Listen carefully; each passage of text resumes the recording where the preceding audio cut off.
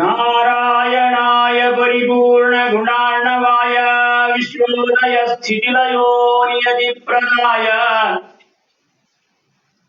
ज्ञानप्रदाय विबुधासुरसौख्यदुःख सत्कारणाय विदताय नमो नमस्ते। नारायणं सुरगुरुं जगदेकनाथं भक्तप्रियं सकललोकनमस्कृतं च त्रैगुण्यवर्जितमजं विभुमाद्यमीशं वन्दे भवघ्नमरासुरसिद्धवन्द्यम्। जनो यां प्रत्यूहे जननसमये थापि विपदि स्मरत्यद्धानाशे ननु खलु ततोऽन्यत्र समये स्मृताया सन्तापं हरति च मुदैवाशु परया परब्रह्माणि सा ननु विजयते मत्हृदि सदा। प्रथमो हनुमन्नाम द्वितीयो भीम एव च पूर्णप्रज्ञस्तृतीयस्तु भगवत्कार्यसाधकः। पूज्याय राघवेन्द्राय सत्यधर्मरताय च भजतां कल्पवृक्षाय नमतां कामधेनुवे। यस्य प्रचण्डतपसा श्रुतिगीतवृत्तः तुष्टो हरिः किल वशं वदतामवाप। श्रीमध्वसन्मतपयोनिधिपूर्णचन्द्रः श्रीविष्णुतीर्थमुनिराण्णमुदमातनोतु। श्रीगुरुभ्यो नमः परमगुरुभ्यो नमः श्रीमदानंदतीर्थ ಭಗವತ್ಪಾದಾಚಾರ್ಯ ಗುರುಭ್ಯೋ ನಮಃ। ಕಳೆದ ಒಂದು ವಾರಗಳಿಂದ ಸಪ್ತಸ್ವರ ದಾಸ ಸಾಹಿತ್ಯ ಸಮೂಹದ ನೇತೃತ್ವದಲ್ಲಿ 10 ದಿನಗಳ ಪರ್ಯಂತರವಾಗಿ ರಾಯರ ಆರಾಧನಾ ಜ್ಞಾನ ಸತ್ರ ಕಾರ್ಯಕ್ರಮ ನಡೀತಾ ಇರತಕ್ಕಂಥದ್ದು ನಮಗೆಲ್ಲರಿಗೂ ಕೂಡ ತಿಳಿದಿರ್ತಕ್ಕಂಥದ್ದು. ಒಂದು ವಾರದಿಂದ ನಾವೆಲ್ಲರೂ ಕೂಡ 6 ಜನ ಪಂಡಿತರುಗಳಿಂದ ಅನೇಕ ವಿಷಯಗಳನ್ನ ತಿಳ್ಕೊಂಡಿದ್ದೇವೆ. ಪ್ರಪ್ರಥಮವಾಗಿ 1ನೇ ತಾರೀಕು ಪ್ರಾರಂಭವಾಗಿರ್ತಕ್ಕಂಥ ಈ ಒಂದು ಜ್ಞಾನ ಸತ್ರದ ಉದ್ಘಾಟನೆ ಯೋಗದಿಂದ ಮಂತ್ರಾಲಯದ ಮುಖ್ಯವಾಗಿರತಕ್ಕಂಥ ಆ ಒಂದು ವೇದಿಕೆಯಿಂದಲೇ ರಾಮಚಾರಿತ್ರ್ಯ ಮಂಜರಿಯೊಂದಿಗೆ ಪ್ರಾರಂಭವಾಯಿತು. ಹೀಗೆ ಪ್ರಾರಂಭವಾಗಿರ್ತಕ್ಕಂಥ ಈ ಜ್ಞಾನ ಸತ್ರ ರಾಯರಿಗೆ ಅತ್ಯಂತ ಪ್ರೀತಿದಾಯಕ ಮತ್ತು ಅವರ ಒಂದು ವಿಶೇಷ ಅನುಗ್ರಹ ಇದೆ ಅಂತಕ್ಕಂಥದ್ದನ್ನ ಸೂಚಿಸ್ತದೆ. 2ನೇ ದಿನದ ಉಪನ್ಯಾಸ ಮಾಲಿಕೆಯಲ್ಲಿ ತಾತ್ಪರ್ಯ ಮಹಾಭಾರತ ತಾತ್ಪರ್ಯ ನಿರ್ಣಯದ ಭಾವಸಂಗ್ರಹದ ಅನೇಕ ವಿಷಯಗಳನ್ನ ಪೂಜ್ಯ ಆಚಾರ್ಯರಿಂದ ಮನೋಜ್ಞವಾಗಿ ನಾವೆಲ್ಲರೂ ಕೂಡ ತಿಳಿದುಕೊಂಡಿದ್ದೇವೆ. ಅದೇ ಪ್ರಕಾರ 3ನೆಯ ಉಪನ್ಯಾಸ ಮಾಲಿಕೆಯಲ್ಲಿ ಉಪನಿಷತ್ ಖಂಡಾರ್ಥವನ್ನ ತಿಳ್ಕೊಂಡಿರ್ತಕ್ಕಂಥ ನಾವೆಲ್ಲ ಮಾಹುಳಿ ಆಚಾರ್ಯರಿಂದ 4ನೇದಾಗಿ ರಾಯರ ಗ್ರಂಥಗಳ ಮಹಿಮೆಯನ್ನ ತಿಳ್ಕೊಂಡ್ವಿ. ತದನಂತರದಲ್ಲಿ ಕೃಷ್ಣ ಚಾರಿತ್ರ್ಯ ಮಂಜರಿ ರಾಯರ ಗ್ರಂಥವಾಗಿರತಕ್ಕಂಥ ಕೃಷ್ಣ ಚಾರಿತ್ರ್ಯ ಮಂಜರಿಯನ್ನ ತಿಳ್ಕೊಂಡಿರ್ತಕ್ಕಂಥ ನಾವು ನಿನ್ನೆಯ ದಿವಸ ಪ್ರಾತಃ ಸಂಕಲ್ಪ ಗದ್ಯವನ್ನ ನಾವೆಲ್ಲರೂ ಕೂಡ ಶ್ರವಣ ಮಾಡಿದ್ದೇವೆ.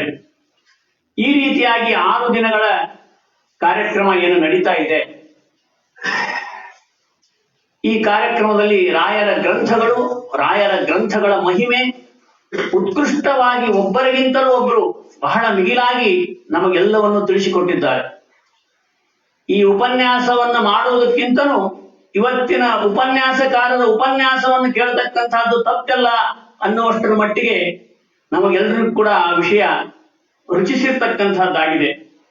ಇವತ್ತಿರ್ತಕ್ಕಂಥ ಒಂದು ವಿಷಯ ಅಂದ್ರೆ ರಾಯರ ಮಹಿಮೆ. ರಾಯರು ವೃಂದಾವನಸ್ಥರಾದ ಮೇಲೆ ಏನು ಮಹಿಮೆ ಮಾಡಿದ್ರು?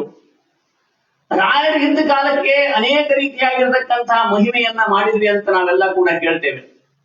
ಆದ್ರೆ ರಾಯರ ವೃಂದಾವನಸ್ಥರಾದ ಮೇಲೆ ಮಾಡಿರ್ತಕ್ಕಂತಹ ಮಹಿಮೆಗಳು ಏನು, ನಮಗೆಲ್ಲರಿಗೂ ಕೂಡ ಮಾಡಿರ್ತಕ್ಕಂಥ ಉಪಕಾರ ಏನು, ಎಲ್ಲರನ್ನೂ ಭಕ್ತಿ ಮಾರ್ಗಕ್ಕೆ ತರಲಿಕ್ಕೆ ಯಾವ ರೀತಿಯಾಗಿರ್ತಕ್ಕಂಥ ಒಂದು ಅನುಗ್ರಹವನ್ನ ಮಾಡಿದ್ರು ಅಂತಕ್ಕಂಥದ್ದನ್ನ ನಾವು ಇವತ್ತಿನ ದಿವಸ ತಿಳ್ಕೋಬೇಕಾಗಿದೆ. ಈ ವಿಷಯವನ್ನ ತಿಳಿದುಕೋದಕ್ಕಿಂತ ಮುಂಚಿತವಾಗಿ ರಾಯರು ಅವತಾರವಾಗ್ತಕ್ಕಂತಹ ಸಂದರ್ಭದಲ್ಲಿ ನಮ್ಮ ಒಂದು ದೇಶದಲ್ಲಿರ್ತಕ್ಕಂತಹ ಪರಿಸ್ಥಿತಿಯನ್ನ ನೋಡಿದಾಗ ರಾಯರು ಎಷ್ಟು ನಮಗೆ ಅತ್ಯಂತ ಪ್ರಸ್ತುತವಾಗಿದ್ರು, ಎಷ್ಟು ಅನಿವಾರ್ಯವಾಗಿದ್ರು, ಎಷ್ಟು ಅವಶ್ಯಕವಾಗಿ ರಾಯರ ಅವಶ್ಯಕತೆ ಎಷ್ಟಿತ್ತು ಅಂತಕ್ಕಂಥದ್ದು ನಮಗೆ ಅರ್ಥ ಆಗ್ತದೆ. ಯಾಕಂದ್ರೆ ಆ ಒಂದು ಕಾಲಘಟ್ಟದಲ್ಲಿ ಇಡೀ ದೇಶವನ್ನ ಮೊಘಲರು ಆಳ್ತಾ ಇದ್ರು. ಆ ಮೊಘಲರು ಆಳ್ತಕ್ಕಂತಹ ಸಂದರ್ಭದಲ್ಲಿ ನಮ್ಮ ಭಾರತೀಯತೆಯೇ ಸಂಪೂರ್ಣವಾಗಿ ನಾಶವಾಗಿ ಹೋಗ್ತಕ್ಕಂಥ ಒಂದು ಸಂದರ್ಭ. ಎಲ್ಲರೂ ಕೂಡ ಭಯಗ್ರಸ್ತ ವಾತಾವರಣ. ಒಂದು ಕಡೆಯಲ್ಲಿ ಮೊಘಲರ ಅಟ್ಟಹಾಸ ಇದ್ರೆ, ಇನ್ನೊಂದು ಕಡೆಯಲ್ಲಿ ಬ್ರಿಟಿಷರ ಆಗಮನ ಕೂಡ ಆಗಿತ್ತು. ಈ ರೀತಿಯಾಗಿರ್ತಕ್ಕಂಥ ಒಂದು ಸಂದಿಗ್ಧ ಪರಿಸ್ಥಿತಿಯಲ್ಲಿ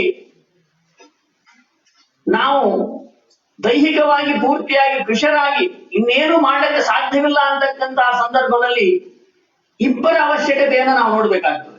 ಒಂದನೆಯದಾಗಿ ಶಿವಾಜಿ ಮಹಾರಾಜರು ಅದೇ ಸಂದರ್ಭದಲ್ಲಿ 1630ರಲ್ಲಿ ಹುಟ್ಟಿ ಈ ಒಂದು ಭಾರತೀಯತೆಯಲ್ಲಿ ಒಂದು ಪೌರುಷ, ಇವರ ಸಂಘಟನೆ, ಇವರಲ್ಲಿರ್ತಕ್ಕಂತಹ ಒಂದು ಮೈಮರವನ್ನ ಎಚ್ಚರಿಸಿ ಈ ಒಂದು ರಾಷ್ಟ್ರದಲ್ಲಿ ಮತ್ತೊಮ್ಮೆ ನಮ್ಮ ಸಾತ್ವಿಕ ಸಮಾಜ ನಿರ್ಮಾಣ ಆಗಲಿಕ್ಕೆ ಒಂದು ಕಡೆಯಲ್ಲಿ ಅವರು ಪ್ರಯತ್ನ ಮಾಡಿದ್ರೆ, ಭಯಗ್ರಸ್ತರಾಗಿ ನಾವೇನು ಮಾಡ್ಲಿಕ್ಕೆ ಸಾಧ್ಯವಿಲ್ಲ ಅಂತಕ್ಕಂತಹ ಒಂದು ಸನ್ನಿವೇಶ ನಿರ್ಮಾಣ ಆದಾಗೆ ಸ್ವತಃ ರಾಯರ ಅವತಾರ ಮಾಡಿ ಕೇವಲ ಮಾಧ್ವರಿಗೋ, ಕೇವಲ ಬ್ರಾಹ್ಮಣರಿಗೋ, ಕೇವಲ ಕೆಲವೇ ಜನರಿಗಲ್ಲ, ಇಡೀ ಹಿಂದೂ ಸಮಾಜ, ಇಡೀ ಭಾರತೀಯರಲ್ಲಿರ್ತಕ್ಕಂತಹ ಒಂದು ಆ ಒಂದು ಸಾತ್ವಿಕೆಯನ್ನ, ಅವರಲ್ಲಿರ್ತಕ್ಕಂತಹ ಭಕ್ತಿಯನ್ನ ಬಡಿದೆಬ್ಬಿಸ್ತಕ್ಕಂತಹ ಕಾರ್ಯವನ್ನ ಅವರು ಮಾಡಿದ್ರು.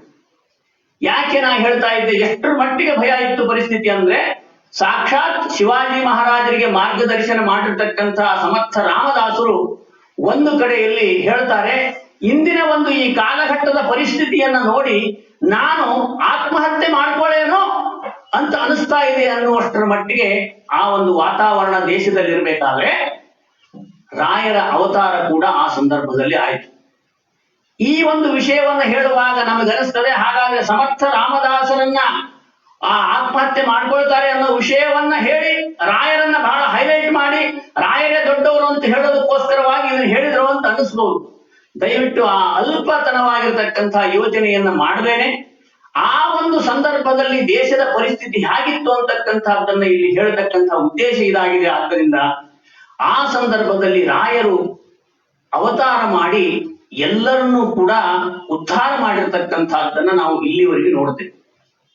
ಯಾಕೆಂದ್ರೆ ರಾಯರು ಏನು ತೋರಿಸಿಕೊಟ್ರು, ಒಬ್ಬ ಬಾಲಕನಾಗಿ, ಒಬ್ಬ ಸಣ್ಣ ಮಗುವಾಗಿ, ಒಬ್ಬ ಒಟುವಾಗಿ ನಾವು ಯಾವ ರೀತಿಯಾಗಿ ಭಕ್ತರಾಗಿರ್ಬೇಕು, ಭಗವಂತನ ಭಕ್ತಿಯನ್ನ ಯಾವ ರೀತಿಯಾಗಿ ದೃಢವಾಗಿ ನಿಂದಿಸ್ಕೊಳ್ಬೇಕು, ಭಗವಂತನನ್ನ ನಾವು ನಂಬಿದ್ರೆ ನಮಗೇನಾಗ್ತದೆ ಅಂತಕ್ಕಂಥದ್ದನ್ನ ಪ್ರಹ್ಲಾದರಾಜರಾಗಿರ್ತಕ್ಕಂತಹ ಸಂದರ್ಭದಲ್ಲಿ ಒಬ್ಬ ಬಾಲಕನಲ್ಲಿರುವ ಭಕ್ತಿಯನ್ನ ತೋರಿಸಿಕೊಟ್ರೆ, ಬಾಲ್ಯಕರಾಗಿರ್ತಕ್ಕಂತಹ ಸಂದರ್ಭದಲ್ಲಿ ದ್ವಾಪರ ಯುಗದಲ್ಲಿ ಒಬ್ಬ ಸಂಸಾರಿಯಾಗಿ, ಒಬ್ಬ ಗೃಹಸ್ಥನಾಗಿ ಜೀವನ ಪೂರ್ತಿಯಾಗಿ ಭಗವಂತನ ಒಂದು ಮಹಿಮೆಯನ್ನ ಯಾವ ರೀತಿ ನಾವು ಮಾಡಬಹುದು, ಭಗವದ್ ಭಕ್ತರು ಹೇಗಾಗಬಹುದು, ಭಗವಂತನಿಂದ ನಾವು ಯಾವ ರೀತಿಯಾಗಿರ್ತಕ್ಕಂತಹ ಒಂದು ಉಪಾಸನೆಯನ್ನ ಮಾಡಿ ಆತನನ್ನು ಮೆಚ್ಚಿಸಬಹುದು ಅಂತಕ್ಕಂಥದ್ದನ್ನ ಬಾಲ್ಯಕರಾಜರಾಗಿರ್ತಕ್ಕಂತಹ ಸಂದರ್ಭದಲ್ಲಿ ತೋರಿಸಿಕೊಟ್ರೆ, ವ್ಯಾಸರಾಜರಾಗಿರ್ತಕ್ಕಂತಹ ಸಂದರ್ಭದಲ್ಲಿ ಏನು ತೋರಿಸಿಕೊಟ್ರು, ಬಾಲ ಬ್ರಹ್ಮಚಾರಿಯಾಗಿ, ಗೃಹಸ್ಥಾಶ್ರಮದ ನಂತರವಾಗಿ ಸನ್ಯಾಸ ಅಲ್ಲ, ಸಮಸ್ತವಾಗಿ ಬಾಲ್ಯದಿಂದಲೇ ಒಂದು ಸನ್ಯಾಸವನ್ನು ಸ್ವೀಕಾರ ಮಾಡಿ 7 ವರ್ಷಗಳಿಂದ 74 ವರ್ಷಗಳವರೆಗೂ ಕೂಡ ಬಾಲ ಸನ್ಯಾಸವನ್ನೇ ಪಡೆದು ಭಗವದ್ ಭಕ್ತಿಯನ್ನ ಯಾವ ರೀತಿಯಾಗಿ ಮಾಡಬೇಕು, ಭಗವಂತನನ್ನು ಮೆಚ್ಚಿಸಬೇಕು ಅಂತಕ್ಕಂತಹ ವಿಷಯವನ್ನು ತಿಳಿಸಿಕೊಟ್ರೆ, ರಾಯರಾಗಿರ್ತಕ್ಕಂತಹ ಸಂದರ್ಭದಲ್ಲಿ ನಮಗೆ ತಿಳಿಸಿಕೊಟ್ಟಿರ್ತಕ್ಕಂತಹದ್ದು ಏನು ರಾಯರು ಅಂದ್ರೆ, ಒಬ್ಬ ಸಂಸಾರಿಯಾಗಿ, ಒಬ್ಬ ಗೃಹಸ್ಥನಾಗಿ, ಅತ್ಯಂತ ಕಡು ಬಡತನದ ತಪನದಲ್ಲಿ, ಅತ್ಯಂತ ದುಃಖದ ಸನ್ನಿವೇಶದಲ್ಲಿ, ಆ ಲೌಕಿಕವಾಗಿರತಕ್ಕಂಥ ಎಲ್ಲ ತಾಪತ್ರಯಗಳ ಮಧ್ಯದಲ್ಲಿಯೂ ಕೂಡ ಭಗವಂತನನ್ನೇ ನಂಬಿ ಜೀವನವನ್ನ ಮಾಡುವುದು ಹೇಗೆ ಅನ್ನೋದನ್ನು ತಿಳಿಸ್ತಾ, ಒಬ್ಬ ಸನ್ಯಾಸಿಯಾಗಿ ಯಾವ ರೀತಿಯಾಗಿರತಕ್ಕಂಥ, ಒಬ್ಬ ಪೀಠಾಧಿಪತಿಯಾಗಿ ಯಾವ ರೀತಿಯಾಗಿರತಕ್ಕಂಥ ಕಾರ್ಯವನ್ನ ಮಾಡಬೇಕಾಗಿದೆ, ಆ ಕಾರ್ಯದ ಮಹತ್ವವನ್ನ ತಿಳಿಸಿಕೊಟ್ಟು, ಈ ರೀತಿಯಾಗಿ ನಮಗೆ ವಿಭಿನ್ನವಾಗಿ ರಾಯರು ತಮ್ಮ ಅವತಾರದಲ್ಲಿ ನಮಗೆಲ್ಲವನ್ನು ಕೂಡ ತೋರಿಸಿಕೊಡ್ತಾ ಇದ್ದಾರೆ. ಒಂದು ವಿಚಾರದಲ್ಲಿ ರಾಯರು ಅಗರ್ಭ ವೈಷ್ಣವರು. ರಾಯರು ಯಾಕೆ ಅಗರ್ಭ ವೈಷ್ಣವರಪ್ಪ ಅಂದ್ರೆ, ರಾಯರ ಆ ಒಂದು ಖಯಾದುವಿನ ಗರ್ಭದಲ್ಲಿರುವಾಗನೇ ಅವರಿಗೆ ಪುಣ್ಯವಚ ನಾರದರ ಒಂದು ಅನುಗ್ರಹ ಸಿಕ್ತು. ನಾರದರು ಅವರಿಗೆ ಗರ್ಭದಲ್ಲಿರುವಾಗನೇ ಅವರಿಗೆ ರಾಮನ, ಕೃಷ್ಣನ, ಆ ಒಂದು ನಾರಾಯಣನ ಆ ಒಂದು ಮಂತ್ರಗಳ ಮಹತ್ವವನ್ನು ಹೇಳಿ ಅವರನ್ನ ಅಗರ್ಭ ವೈಷ್ಣವರನ್ನಾಗಿ ಮಾಡಿದರು. ಈ ರೀತಿಯಾಗಿರ್ತಕ್ಕಂಥ ಒಂದು ವಿಶೇಷವಾಗಿರ್ತಕ್ಕಂಥ ಅನುಗ್ರಹವನ್ನು ಪಡೆದಿರ್ತಕ್ಕಂಥ ನಮ್ಮ ರಾಯರು ಮೊದಲನೇ ಅವತಾರದಲ್ಲಿ ಪ್ರಹ್ಲಾದರಾದರು, ಬಾಲ್ಯಿಕರಾದ್ರು, ವ್ಯಾಸರಾಜರಾದ್ರು, ರಾಘವೇಂದ್ರ ತೀರ್ಥ ಶ್ರೀಪಾದಂಗಳವರಾದ್ರು. ಈ ರೀತಿಯಾಗಿ ಒಂದೊಂದು ಅವತಾರದ ಒಂದೊಂದು ಮುಖವನ್ನು ಹೇಳ್ತಾ ಹೋದ್ರೆ ಒಂದೊಂದು ಜೀವನ ಸಾರೋದಿಲ್ಲ. ಆದ್ರೆ ಇವತ್ತಿನ ಪ್ರಸ್ತುತವಾಗಿರ್ತಕ್ಕಂಥ ವಿಷಯ ಏನಿದೆ ಅಂದ್ರೆ, ಈ ರಾಯರ ನಂತರದಲ್ಲಿ ಅವರ ಮಹಿಮೆ, ವೃಂದಾವನದ ಒಳಗಡೆಗೆ ಕೂತುಕೊಂಡು ಏನು ಮಹಿಮೆಯನ್ನು ಮಾಡಿದ್ರು ಅವರು, ಈ ಚಿಂತನೆಯನ್ನ ಇವತ್ತಿನ ದಿವಸ ವಿಷ್ಣು ತೀರ್ಥ ಶ್ರೀಪಾದಂಗಳವರ ಸನ್ನಿಧಾನದಲ್ಲಿ, ಅವರ ಒಂದು ಸಮಕ್ಷಮದಲ್ಲಿ ರಾಯರು ಏನು ವಿಷಯಗಳನ್ನು ನುಡಿಸ್ತಾರೋ ಆ ವಿಷಯಗಳನ್ನು ನುಡಿಲಿಕ್ಕೆ ನಾನು ಪ್ರಯತ್ನವನ್ನು ಮಾಡ್ತಾ ಇದ್ದೇನೆ. ನಮಗೆಲ್ಲರಿಗೂ ಕೂಡ ಗೊತ್ತಿದೆ, ಅಪ್ಪಣ್ಣಾಚಾರ್ಯರು ರಾಯರ ಅತ್ಯಂತ ಆತ್ಮೀಯರು, ಅತ್ಯಂತ ಹತ್ತಿರದಲ್ಲಿರ್ತಕ್ಕಂಥವ್ರು. ರಾಯರು ಅಂದ್ರೆ ಅವರಿಗೆ ಪಂಚಪ್ರಾಣ. ಆ ರಾಯರ ಅನುಗ್ರಹ ಇಲ್ಲದೇನೆ ಅವ್ರು ಏನೂ ಮಾಡದೇ ಇರತಕ್ಕಂತಹ ಸನ್ನಿವೇಶ. ಎದ್ರೆ ರಾಯರು, ಮಲಗುವಾಗ ರಾಯರು, ಅಷ್ಟರ ಮಟ್ಟಿಗೆ ರಾಯರ ಬಗ್ಗೆ ರತರಾಗಿರ್ತಕ್ಕಂಥ ಅಪ್ಪಣ್ಣಾಚಾರ್ಯರು. ಇದು ರಾಯರ ಮೊದಲನೆಯ ಮಹಿಮೆ ಹೇಳ್ತಾ ಇದ್ದೇನೆ. ಆ ಅಪ್ಪಣ್ಣಾಚಾರ್ಯರು ಬಹಳ ಗುರುಗಳಲ್ಲಿ ಪ್ರೀತಿ, ಭಕ್ತಿ, ಭಯವನ್ನು ಇಟ್ಕೊಂಡಿರ್ತಕ್ಕಂಥವ್ರು. ಆದ್ರೆ ಕಾರಣಾಂತರಗಳಿಂದ ರಾಯರು ವೃಂದಾವನಸ್ಥರಾಗ್ತಕ್ಕಂತಹ ಸಂದರ್ಭದಲ್ಲಿ ಅಪ್ಪಣ್ಣಾಚಾರ್ಯರು ಅಲ್ಲಿ ಉಪಸ್ಥಿತರಿರ್ಲಿಕ್ಕೆ ಆಗಲಿಲ್ಲ. ತಮ್ಮ ಊರಾಗಿರ್ತಕ್ಕಂತಹ ಬಿಚ್ಚಾಲೆ ಗ್ರಾಮಕ್ಕೆ ಅವರು ಹೋಗಿರ್ತಾರೆ. ಈ ಕಡೆಗೆ ರಾಯರ ವೃಂದಾವನ ಆಗ್ತದೆ. ಆ ವೃಂದಾವನ ಆಗ್ತಕ್ಕಂಥ ಒಂದು ವಿಷಯವನ್ನ ತಿಳ್ಕೊಂಡು ಬಹಳ ಸಂಕಟ ಆಗ್ತದೆ. ನಮ್ಮ ಗುರುಗಳಾಗಿರ್ತಕ್ಕಂಥವ್ರು ನಮ್ಮನ್ನು ಯಾವಾಗಲೂ ಬಿಟ್ಟು ಅಗಲದೆ ಇರ್ತಕ್ಕಂಥ ಮಹಾನುಭಾವರು 10-12 ವರ್ಷ ಅವ್ರ ಹತ್ರ ಇದ್ರೂ ಕೂಡ ಒಂದು ಸೂಚನೆಯನ್ನು ನನಗೆ ಬಿಟ್ಟು ಕೊಡದಂಗೆ, ಈ ಸಂದರ್ಭದಲ್ಲಿ ಇವರು ವೃಂದಾವನಸ್ಥರಾದ್ರಲ್ಲ, ನಾನು ರಾಯರನ್ನು ನೋಡ್ಲಿಲ್ಲಲ್ಲ, ಜೀವಂತವಾಗಿ ರಾಯರನ್ನು ನೋಡ್ಲಿಕ್ಕೆ ಆಗದೆ ಇರ್ತಕ್ಕಂತಹ ದುರ್ಭಾಗ್ಯ ನನಗೆ ಬಂತಲ್ಲ, ಎಂತ ನಿರ್ಭಾಗ್ಯಶಾಲಿ ಅಂತ ಹೇಳಿ ಮನಸ್ಸಿನಲ್ಲಿ ತಳಮಳ ಆಗ್ತದೆ, ದುಃಖ ಆಗ್ತದೆ, ಸಂಕಟ ಆಗ್ತದೆ, ಚಡಪಡಿಸ್ತಾರೆ.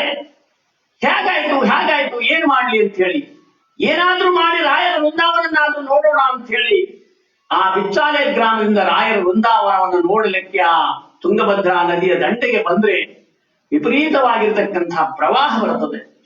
ಆ ಪ್ರವಾಹದನ್ನ ದಾಟಿ ಆ ಕಡೆಗೆ ಮನ್ಸಾಲಿ ಗ್ರಾಮಕ್ಕೆ ಹೋಗ್ಬೇಕು. ಆದ್ರೆ ಮನ್ಸಾಲಿ ಗ್ರಾಮಕ್ಕೆ ಹೋಗ್ಲಿಕ್ಕೆ ಯಾರು ಕೂಡ ಸಾಹಸ ಮಾಡದೇ ಇರತಕ್ಕಂತಹ ಕಾರ್ಯ ಅದು. ಆ ಶಳುವು, ಆ ಒಂದು ರಭಸವನ್ನ ನೋಡಿ, ಆದ್ರೆ ಮನದಲ್ಲಿ ಏನಿದೆ, ರಾಯರನ್ನು ನೋಡ್ಬೇಕು, ರಾಯರು ವೃಂದಾವನಸ್ಥರಾಗಿದ್ದಾರೆ ಅಂದ ಮರುಕ್ಷಣದಿಂದಲೇ ರಾಯರನ್ನು ನೋಡ್ಬೇಕು ಅಂತಕ್ಕಂಥ ಒಂದು ಕಠಿಣವಾಗಿರತಕ್ಕಂತಹ ಒಂದು ಮನಸ್ಸನ್ನ ಮಾಡಿಕೊಂಡು ಆ ತಕ್ಷಣದಲ್ಲಿಯೇ ಆ ಒಂದು ನೀರಿಗೆ, ನದಿಗೆ ಧುಮುಕಿ ಬಿಡ್ತಾರೆ. ನದಿಗೆ ಧುಮುಕಿದ ತಕ್ಷಣವಾಗಿ ಅವರಿಗೆ ನೆನಪಾಗ್ತಕ್ಕಂತಹ ಆ ತೀರ್ಥ, ಆ ಒಂದು ನದಿಯನ್ನು ನೋಡಿ ಅವರಿಗೆ ಆ ಗಾವಡಿ ನೆನಪಾಗಲ್ಲ, ತೀರ್ಥ ನೆನಪಾಯಿತು. ಆಗ ಪ್ರಾರಂಭ ಆಗಿರ್ತಕ್ಕಂತಹದ್ದೇ ಗುರುಸ್ತೋತ್ರ. ಶ್ರೀ ಪೂರ್ಣಬೋಧ ಗುರು ತೀರ್ಥ ಪಯೋಬ್ಧಿಪಾರ ಕಾಮಾನಿ ಮಾಕ್ಷ ವಿಷಮಾಕ್ಷ ಶಿರಸ್ಪೃಶಂತಿ ಪೂರ್ವೋತ್ತರಾಮಿತ ತರಂಗ ಜರತ್ಸ್ವಹಂಸಾ ದೇವಾನಿ ಸೇವಿತ ಪರಾಂಗ್ರಿ ಪಯೋಜಲಗ್ರಾ ಜೀವೇಶ ಭೇದ ಗುಣಪೂರ್ತಿ ಜಗತ್ತು ಸತ್ವ ನೀಚೋಚ್ಚ ಭಾವನುಖನಕ್ರ ಗಣೈ ಸಮೇತ ದುರ್ವಾದ್ಯ ಜಾಪತಿ ಗಿರೈ ಗುರು ರಾಘವೇಂದ್ರ ವಾಗ್ದೇವತಾ ಸರಿದಮುಂ ವಿಮಲೀಕರೋತು. ಈ ರೀತಿಯಾಗಿ ಗುರುಸ್ತೋತ್ರವನ್ನ ಪ್ರಾರಂಭ ಮಾಡ್ತಾ ಮಾಡ್ತಾ ಮಾಡ್ತಾ ನದಿಯ ಒಳಗಡೆಗೆ ಆ ಕಡೆ ಈ ಕಡೆ ಕೈ ಮಾಡ್ತಾ ಮಾಡ್ತಾ ಸೆಳವಿನಲ್ಲಿ ಹೋಗ್ತಾ ಇದ್ರೆ ಯಾವೋ ಎರಡು ಕೈಗಳು ಬಂದು ಈ ಅಪ್ಪಣ್ಣಾಚಾರ್ಯನ ಕರ್ಕೊಂಡು ಆ ಕಡೆ ದಂಡಿಗೆ ಹೋಗಿ ನಿಲ್ಲಿಸಿದಂತೆ. ಅಪ್ಪಣ್ಣಾಚಾರ್ಯ ಅದು ಯಾವುದೂ ಕೂಡ ತಲೆಯಲ್ಲಿಲ್ಲ. ಒಟ್ಟಾರೆ ರಾಯರನ್ನು ನೋಡ್ಬೇಕು ಅಂತಕ್ಕಂಥದ್ದೇ ಅಷ್ಟೊಂದು ಲಕ್ಷ್ಯ ಕೊಡದೆ ಹೋಗ್ತಾ ಇದ್ದಾರೆ. ಹೋಗ್ತಾ ಹೋಗ್ತಾ ಹೋಗ್ತಾ ಒಂದು ಮಂತ್ರವನ್ನೇ ಹೇಳ್ತಾ ಇದ್ದಾರೆ. ಆ ಗುರುಸ್ತೋತ್ರ ಪಠಣ ಮಾಡ್ತಾ ತಮಗಾಗಿರ್ತಕ್ಕಂಥ ಅನುಭವ, ರಾಯರು ಏನೇನು ಮಾಡಬಲ್ಲರು, ಏನೇನು ಮಾಡಿದ್ದಾರೆ, ಮುಂದೆ ಏನ್ ಮಾಡ್ತಾರೆ, ಅವ್ರ ಅನುಗ್ರಹದಿಂದ ಏನು ಪಡೆದ್ರು ಅಂತಕ್ಕಂಥ ಏಕೈಕ ಸಾಕ್ಷಿ ಅಂದ್ರೆ ಅಪ್ಪಣ್ಣಾಚಾರ್ಯರು. ಅವರ ಬಾಯಿಂದ ಬಂದಿರತಕ್ಕಂಥ ವಾಕ್ಯಗಳೇ ಗುರುಸ್ತೋತ್ರ. ಅದು ಶ್ರೀರಾಘವೇಂದ್ರ ಹರಿಪಾದ ಗಂಜಾನ್ ನಿಷೇವಣ ಸಮಸ್ತು ಸಂಪತ್ ದೇವಸ್ವಭಾವೋ ದಿವಿಜದ್ರುಮೂಯಾಮಿಷ್ಟ ಪ್ರದೋ ಮೇ ಸತತಂ ಸಭೂಯಾತ್ ಭವ್ಯಸ್ವರೂಪೋ ಭವ ದುಃಖ ದೂರ ಸಂಘಾಗ್ನಿಜರ್ಯ ಸುಖ ಧೈರ್ಯಶಾಲಿನಿ ಸಮಸ್ತ ದುಷ್ಟ ಗ್ರಹ ನಿಗ್ರಹೇಶೋ. ಪುಂಕಾನುಪುಂಕವಾಗಿ ರಾಯರ ಸ್ತೋತ್ರವನ್ನು ಆಶು ಕವಿಗಳು ಅವರೇನು ಬರೆದು ಗೀಚಿ ಕಾಕ್ ಹೊಡೆಯವರಲ್ಲ, ಹೇಳಿದ್ದನ್ನ ಮತ್ತೆ ಹೇಳೋರಲ್ಲ, ಹಿಂದ್ ಹೇಳಿದ್ದು ತಪ್ಪಪ್ಪ ಮುಂದೆ ಮತ್ತೆ ಸರಿ ಮಾಡ್ತೀನಿ ಅಂತಕ್ಕಂಥವ್ರಲ್ಲ. ಆಶು ಕವಿಗಳ ಶ್ವಾಸದಿಂದ ಈ ರೀತಿಯಾಗಿರ್ತಕ್ಕಂತಹ ಗುರುಸ್ತೋತ್ರ ಪುಂಕಾನುಪುಂಕವಾಗಿ ಬರ್ತಾ ಬರ್ತಾ ಬರ್ತಾ ಬರ್ತಾ ಇನ್ನೇನು ಮಂಚಾಲಿ ಗ್ರಾಮವೂ ಕೂಡ ಬಂತು. ರಾಯರ ವೃಂದಾವನ ಆಗಿರ್ತಕ್ಕಂತಹ ಸ್ಥಳವನ್ನು ನೋಡ್ತಾ ಇದ್ದಾರೆ. ಎಲ್ಲ ಜನಗಳು ಕೂಡ ನಿಂತುಕೊಂಡಿದ್ದಾರಂತೆ. ಎಲ್ಲ ಜನಗಳು ನಿಂತಿದ್ದಾರೆ. ಅತ್ಯಂತ ಆತ್ಮ ಬಂಧುಗಳು ಎಲ್ಲರೂ ಕೂಡ ಇದ್ದಾರೆ. ಜನ ಅಂತ ಇದ್ರು, ಅಪ್ಪಣ್ಣಾಚಾರ್ಯರು ಮಾತ್ರ ಇಲ್ಲ ಈ ಸಂದರ್ಭದಲ್ಲಿ ಅಂತ ಎಲ್ಲರೂ ಅಂತ ಇದ್ರೆ, ಆ ಸಮಯಕ್ಕೆ ಸರಿಯಾಗಿ ಅಪ್ಪಣ್ಣಾಚಾರ್ಯರು ಗುರುಸ್ತೋತ್ರವನ್ನು ಹೇಳ್ತಾ ಹೇಳ್ತಾ ಹೇಳ್ತಾ ಬರ್ತಾ ಇದ್ದಾರೆ. ಆ ವೃಂದಾವನದ ಸ್ಥಳವನ್ನು ನೋಡ್ತಾರೆ. ಸರಿರಿ ಸರಿರಿ ಅಪ್ಪಣ್ಣಾಚಾರ್ಯರು ಬಂದ್ರು ಅಂತ ಹೇಳಿ ಎಲ್ಲರೂ ಕೂಡ ಜನರನ್ನು ಸರಿಸ್ತಾ ಇದ್ರೆ, ಆಶು ಕವಿಗಳ ಒಂದು ಹೃದಯದಲ್ಲಿ ಆ ಒಂದು ದುಃಖ ಉಮ್ಮಳಿಸಿ ಬರ್ತಾ ಇದೆ. ಶ್ವಾಸ ಕಟ್ಟಿದೆ. ಆ ಸಂದರ್ಭದಲ್ಲಿ ಮೈ ಎಲ್ಲವೂ ಕೂಡ ಆ ಒಂದು ಶ್ರಾವಣ ಮಾಸದ ಮಳೆಗೆ, ತುಂತುರು ಮಳೆಗೆ, ಆ ಗಾಳಿಗೆ ತಣ್ಣಗಾಗಿದೆ. ಆಶು ಕವಿಗಳ ಬಾಯಿ ಒಣಗಿದ್ರು ಕೂಡ ಹೃದಯ ಬಿಸಿಯಾಗಿದೆ.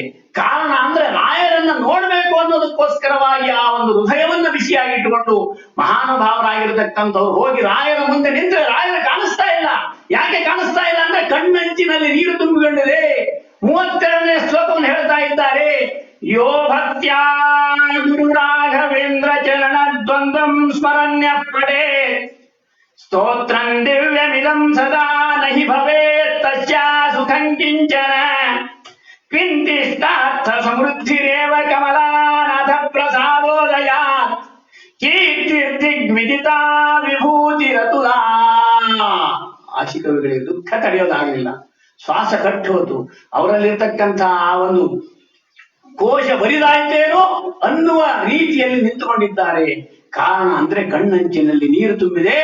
ಆ ಸಂದರ್ಭದಲ್ಲಿ ರಾಯರ ಸ್ತೋತ್ರವನ್ನು ಹೇಳ್ತಕ್ಕಂಥ ಒಂದು 32ನೇ ಶ್ಲೋಕದಲ್ಲಿ ನಿಂತುಕೊಂಡ್ರು. ಕೀರ್ತಿರ್ದಿಗ್ವಿದಿತಾ ವಿಭೂತಿರತುಲಾ. ಹೀಗೆ ನಿಂತುಕೊಂಡಾಗ ತಕ್ಷಣದಲ್ಲಿ ಒಂದು ವಾಕ್ಯ ಬಂತು. ಸಾಕ್ಷಿ ಹಯಾಶ್ರೋತ್ರಹಿ. ಆ ಶಬ್ದವನ್ನ ಕೇಳಿದ ತಕ್ಷಣ ಝೇಂಕಾರ, ಮೈಯಲ್ಲಿ ವಿದ್ಯುತ್ ಸಂಚಾರ ಆಯ್ತು ಅಪ್ಪಣ್ಣಾಚಾರ್ಯಗೆ. ಕಾರಣ ಅಂದ್ರೆ ಇದು ನನ್ನ ಹತ್ತಿರದ ಅತ್ಯಂತ ಆತ್ಮೀಯವಾಗಿರ್ತಕ್ಕಂತಹ ಧ್ವನಿ. ಯಾರು ಹೇಳಿದ್ರು ಅಂತ ನೋಡಿದ್ರು ಯಾರು ಇಲ್ಲ. ಆಗ ಹೇಳಿರ್ತಕ್ಕಂಥದ್ದು ರಾಯರೇ ಹೇಳಿದ್ದಾರೆ. ಒಳಗಡೆಗೆ ಏನು ಆ ಹೈಗ್ರೀವ ದೇವರ ಒಂದು ಇದನ್ನು ಮಾಡ್ತಾ ಇದ್ರು, ಜಪ ಮಾಡ್ತಾ ಇದ್ರು. ಆ ಸಂದರ್ಭದಲ್ಲಿ ಈ ಒಂದು ವಾಕ್ಯದ 7 ಅಕ್ಷರಗಳ ಸಾಕ್ಷಿ ಹಯಾಶ್ರೋತ್ರಹಿ ಅಂತ ಹೇಳಿ ತಾವು ವೃಂದಾವನದ ಒಳಗಿಂದಲೇ ಹೇಳಿದಾಗ ಅಪ್ಪಣ್ಣಾಚಾರ್ಯರ ಕಣ್ಣಾಲಿಕೆಯಲ್ಲಿ ಏನು ದುಃಖ ತಪ್ತವಾಗಿರ್ತಕ್ಕಂತಹ ಕಣ್ಣೀರು ಇತ್ತಲ್ಲೋ, ಆ ಕಣ್ಣೀರುಗಳು ಆನಂದ ಭಾಷ್ಪವಾಗಿ ಬಂತಂತೆ. ಅಪ್ಪಣ್ಣಾಚಾರ್ಯ ಒಮ್ಮೆ ಹಿಂಗೆ ಕಣ್ಣು ಮುಚ್ಚಿ ತೆಗೆದ್ರೆ ಯಾವ ಆ ಒಂದು ದುಃಖದ ಕಣ್ಣೀರಾಗಿದ್ವೋ ಅವು ಎಲ್ಲವುಗಳು ಕೂಡ ಆನಂದ ಭಾಷ್ಪವಾಗಿ ಕೆಳಗಡೆಗೆ ಬರ್ತಾ ಇದೆ. ಕಣ್ಣು ಸ್ವಚ್ಛ ಆಯ್ತು. ರಾಯರನ್ನ ನೋಡ್ತಾ ಇದ್ದಾರೆ. ಸಾಷ್ಟಾಂಗ ಪ್ರಣಾಮವನ್ನು ಮಾಡ್ತಾ ಇದ್ದಾರೆ. ಯೋ ಭಕ್ತ್ಯಾ ಗುರು ರಾಘವೇಂದ್ರ ಚರಣ ದ್ವಂದ್ವಂ ಸ್ಮರಣ್ಯ ಪಡೆ ಸ್ತೋತ್ರಂ ದಿವ್ಯಮಿದಂ ಸದಾ ನಹಿ ಭವೇತ್ ತಸ್ಯಾ ಸುಖಂ ಕಿಂಚನ ಕಿಂತಿಷ್ಟಾರ್ಥ ಸಮೃದ್ಧಿರೇವ ಕಮಲಾನಾಥ ಪ್ರಸಾದೋದಯಾತ್ ಕೀರ್ತಿರ್ದಿಗ್ಮಿದಿತಾ ವಿಭೂತಿ ರತುಲಾ. ಹೇಳಿದ್ರು ಸಾಕ್ಷಿ ಹಯಾಶ್ಯೋತ್ರಹಿ. ಈ 7 ಅಕ್ಷರಗಳು ಕೂಡ ಒಂದೊಂದು 100 ವರ್ಷ ನಮಗೆ ಇರೋ ಹಾಗೆ ಅಲ್ಲ. ರಾಯರು 700 ವರ್ಷಗಳ ಕಾಲ ಇರ್ತೀನಿ ಅಂದಾರೆ. 7 ಅಕ್ಷರಗಳು ಇದು ತುಂಬಿದೆ.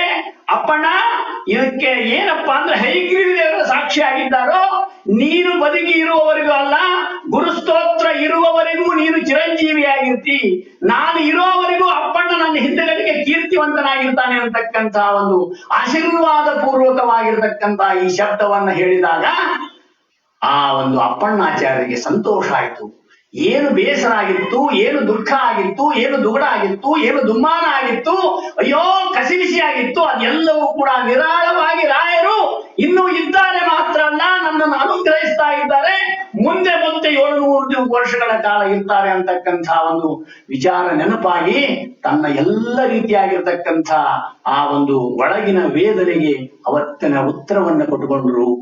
ಈ ರೀತಿಯಾಗಿ ರಾಯರಿಗೆ ನಾವು ಕೇವಲ ಅಗರ್ಭ ವೈಷ್ಣವರಲ್ಲಪ್ಪ, ರಾಯರು ಭೂಗರ್ಭ ವೈಷ್ಣವರು.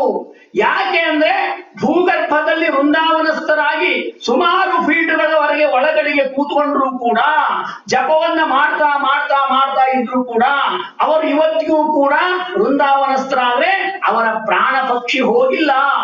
ಯಾಕೆ ಗೊತ್ತಾ?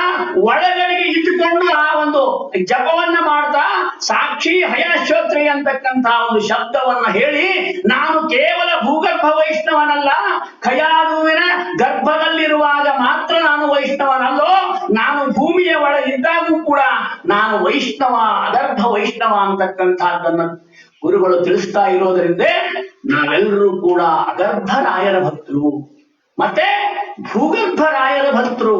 ಯಾಕೆ ಅಗರ್ಭ ರಾಯರ ಭಕ್ತರಪ್ಪ ನಾವು ಅಂದ್ರೆ, ನಮ್ಮ ಮನೆಯಲ್ಲಿ ಏನೋ ಮಗಳು ಅಥವಾ ಸೊಸೆದು ಆ ಪ್ರಸವ ಕಾರ್ಯ ಬಂದಿದೆ, ಆ ಒಂದು ಚೊಚ್ಚಲ ಹೆರಿಗೆಯನ್ನ ಆಗ್ಬೇಕಾಗಿದೆ, ಬಹಳ ಕಷ್ಟ ಆಗ್ತಾ ಇದೆ, ತೊಂದರೆ ಆಗ್ತಾ ಇದೆ. ಆ ಸಂದರ್ಭದಲ್ಲಿ ಡಾಕ್ಟರ್ ಕೂಡ ಕೈ ಬಿಡ್ತಾ ಇದ್ದಾರೆ. ಅನೇಕ ರೀತಿಯಾಗಿರ್ತಕ್ಕಂಥ ಹೋಮ ಹವನ ಜಪ ತಪಾದಿಗಳು ಕೂಡ ಕೆಲಸ ಆಗಲೇ ಇಲ್ಲ.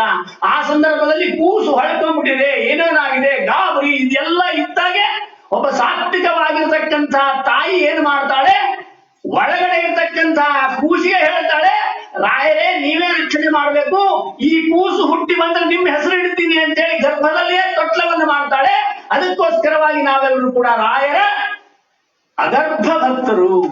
ಹಾಗಾದ್ರೆ ಭೂಗರ್ಭ ಭಕ್ತರು ಯಾವಾಗ ನಾವು ಅಂದ್ರೆ, ಅದೇ ಮನುಷ್ಯ ಓದಿ ತಿಳ್ಕೊಂಡು ಜ್ಞಾನಿಯಾಗಿ ತಾನು ಎಲ್ಲ ಆಶ್ರಮಗಳನ್ನ ಮುಗಿಸಿಕೊಂಡು ತಾನು ಸಾಯ್ತಕ್ಕಂತಹ ಸನ್ನಿವೇಶದಲ್ಲಿ ಆ ಒಂದು ಸಂಸ್ಕಾರ ಪೂರಿತವಾಗಿರತಕ್ಕಂತಹ ಮಗ ಹತ್ತಿರದಲ್ಲಿ ಇದ್ರೆ, ಆ ಸಂದರ್ಭದಲ್ಲಿ ಅನೇಕ ದುಃಖಗಳಲ್ಲಿ ಆ ತಾನು ತಾಪತ್ರಯಗಳಲ್ಲಿ ಆ ಸಾವಿನ ಯಾತನೆಯಲ್ಲಿ ಇರ್ತಾ ಇರತಕ್ಕಂತಹ ಸಂದರ್ಭದಲ್ಲಿ ನಮಗೆ ಯಾವ ಶಬ್ದ ನಮಗೆ ಸಂಪೂರ್ಣವಾಗಿ ನಮ್ಮನ್ನ ವಿಶ್ರಾಂತಿಯನ್ನು ಕೊಡ್ತದೋ, ರಿಲ್ಯಾಕ್ಸ್ ಆಗಿ ಕೊಡ್ತದೋ, ಆ ಶಬ್ದ ಯಾವುದು ಅಂದ್ರೆ ಕಿವಿಯಲ್ಲಿ ಹೋಗಿ ಆ ಮಗ ಹೇಳ್ತಾನೆ, ಏನು ಚಿಂತೆ ಮಾಡಬೇಡಪ್ಪ, ರಾಯರು ಅನುಗ್ರಹ ಮಾಡ್ತಾರೆ, ರಾಯರಿದ್ದಾರೆ, ನಿನಗೆ ಯಾವುದು ದುಃಖ ಆಗಲ್ಲ, ಯಾವುದು ತೊಂದರೆ ಆಗಲ್ಲ, ರಾಯರು ಕಾಪಾಡ್ತಾರೆ ಅಂತಕ್ಕಂಥದ್ದನ್ನ ಆ ಒಂದು ಮಗ ಏನು ನಮ್ಮಲ್ಲಿ ಹೊಂದಿರತಕ್ಕಂತಹ ಒಂದು ಆ ವಿಲ್ ಪವರ್ ಅನ್ನು ನಮಗೆ ಹೇಳ್ತಾನೋ, ಆ ಸಂದರ್ಭದಲ್ಲಿ ಸಾಯುವವರೆಗೂ ಕೂಡ ಅನಿಸ್ತದೆ, ಹೌದಲ್ಲ ರಾಯರಿದ್ದಾರೆ ಅಂತ ಹೇಳಿ.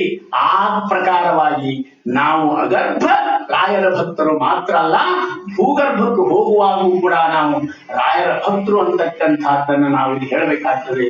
ಈ ರೀತಿಯಾಗಿ ಮೊದಲನೆಯ ಮಹಿಮೆ ಅಂದ್ರೆ ಅಪ್ಪಣ್ಣಾಚಾರ್ಯರ ಮಹಿಮೆ.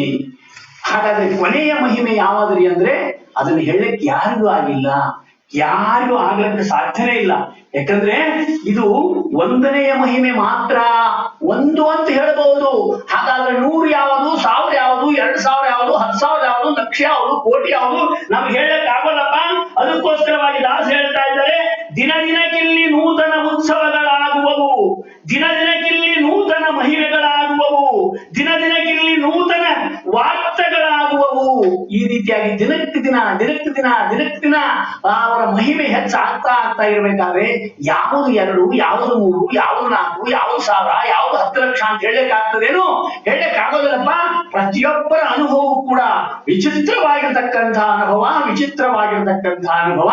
ಇಂಥ ಮಹಾಜ್ಞಾನಿಗಳಾಗಿರ್ತಕ್ಕಂಥ ರಾಯರು ತದನಂತರದಲ್ಲಿ ಮತ್ತೊಂದು ಮಹಿಮೆ ಏನಿದಪ್ಪ ಅಂದ್ರೆ ಆ ರಾಯರು ಯಾಕಿದ್ರು ಅಂತಕ್ಕಂಥದ್ದನ್ನ ಏನು ತಿಳಿಸಿಕೊಟ್ಟಾರಲ್ಲ ನಮ್ಮ ಆ ಗುರುಗಳ ಸ್ತವನಕಾರರು, ಆ ರಾಯರ ಇರ್ತಕ್ಕಂಥ ಆ ಮಹಿಮೆ ಅವರ ಒಂದು ಗುರುಗುಣ ಸ್ತವನದಲ್ಲಿ ಹೇಳ್ತಾ ಇರ್ತಕ್ಕಂಥ ವಾದೀಂದ್ರ ತೀರ್ಥ ಶ್ರೀಪಾದಗಳ ಆ ಗುರುಗುಣ ಸ್ತವನವನ್ನ ಆ ರಾಯರ ಮುಂದೆ ಬಂದು ಹೇಳಿದಂತೆ. ಉನ್ಮೀನನ್ನೀಲ ನೀರೇ ರುಹನಿವಹ ಪುಷ್ಟಿ ಮುಷ್ಟಿಂಧೈ ಶ್ರೀ ಶ್ರೀ ಭೂ ದುರ್ಗಾ ದುರ್ಗಂತ ಪ್ರಜಯ ಪರಿಚಯೋ ದಾರ ಕಿರ್ಮೀರ ಭಾವ. ಈ ರೀತಿಯಾಗಿ ಅವರಲ್ಲಿ ಹೇಳ್ತಾ ಹೇಳ್ತಾ ಅವರು ನಿಂತರು. ಅಪ್ಪಣ್ಣಾಚಾರ್ಯ ನಡ್ಕೊಂಡು ಬಂದ್ರು. ಆದ್ರೆ ವಾದೀಂದ್ರ ತೀರ್ಥ ಶ್ರೀಪಾದಂಗಳವರು ಅಲ್ಲೇ ನಿಂತ್ಕೊಂಡು ಹೇಳ್ತಾ ಹೇಳ್ತಾ ಹೇಳ್ತಾ ಹೇಳ್ತಾ ಇದ್ರೆ ಆ ಸಂದರ್ಭದಲ್ಲಿ ಹೇಳ್ತಾ ಅವ್ರ ಮುಂದೆ ನಿಂತುಕೊಂಡ್ರೆ ಭಾವಪರಿಶರಾಗಿರ್ತಕ್ಕಂಥವರಾಗಿದ್ದಾರೆ. ಸಂಪೂರ್ಣವಾಗಿ ರಾಯರಲ್ಲಿ ತಲ್ಲೀನರಾಗಿ ಬಿಟ್ಟಿದ್ದಾರೆ. ತಲ್ಲೀನರಾಗಿರ್ತಕ್ಕಂಥ ಆ ಮಹಾನುಭಾವರು ಅಲ್ಲಿ ಏನ್ ಮಾಡಿದ್ರಪ್ಪ ಅಂತಂದ್ರೆ ಆ ಸಂದರ್ಭದಲ್ಲಿ ಕೊನೆಯ ಶ್ಲೋಕವನ್ನು ಹೇಳ್ತಾ ಇದ್ದಾರೆ. ಯೋ ಭಕ್ತ್ಯಾ ಕೊನೆಯ ಶ್ಲೋಕವನ್ನು ಹೇಳ್ತಾ ಇದ್ದಾರೆ.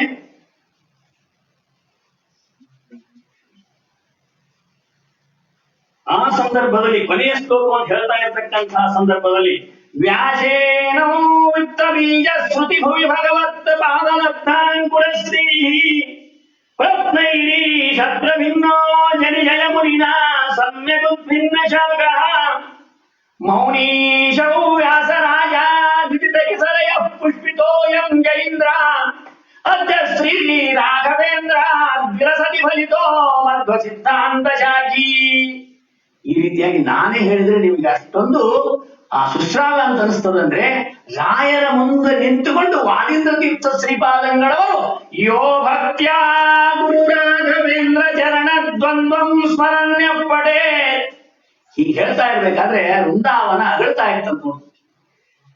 ಯೋ ಭಕ್ತ್ಯಾ ಗುರು ರಾಘವೇಂದ್ರ ಚರಣ ದ್ವಂದ್ವಂ ಸ್ಮರಣ್ಯ ಪಡೆ ಸ್ತೋತ್ರಂ ದಿವ್ಯಮಿದಂ ಸದಾ ನಹಿ ಭವೇತ್ ತಸ್ಯಾ ಸುಖಂ ಕಿಂಚನ ವಿಂತಿಷ್ಟಾರ್ಥ ಸಮೃದ್ಧಿರೇವ ಕಮಲಾನಾಥ ಪ್ರಸಾದೋದಯಾತ್ ಕೀರ್ತಿರ್ದಿಗ್ವಿದಿತಾ ವಿಭೂತಿರತುರ ಸಾಕ್ಷ್ಯ ಶ್ರುತಿ ಅಂತಕ್ಕಂಥ ಹೇಳ್ತಿ.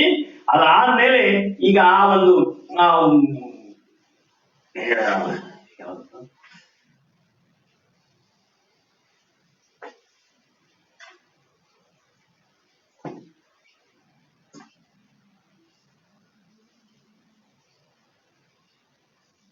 ವಾದೀಂದ್ರ ತೀರ್ಥರ ಆ ಒಂದು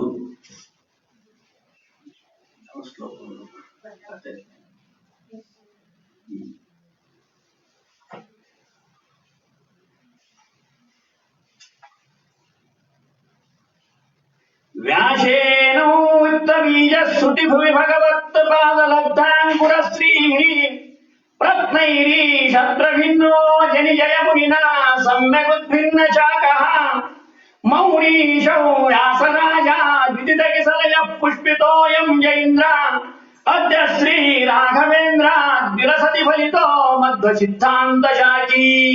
ಈ ರೀತಿಯಾಗಿರ್ತಕ್ಕಂಥ ಕೊನೆಯ ಶ್ಲೋಕವನ್ನ ಆ ಬೆಳಿಗ್ಗೆಯಿಂದ ವ್ಯಾಸೇನೋ ಅದರಲ್ಲಿ ಇರ್ಬೇಕಾದ್ರೆ ಇದರಲ್ಲಿಯೂ ಕೂಡ ವ್ಯಾಸೇನೋ ಅಂತಕ್ಕಂಥದ್ದೇ ಮತ್ತೆ ಮತ್ತೆ ಬಂತು.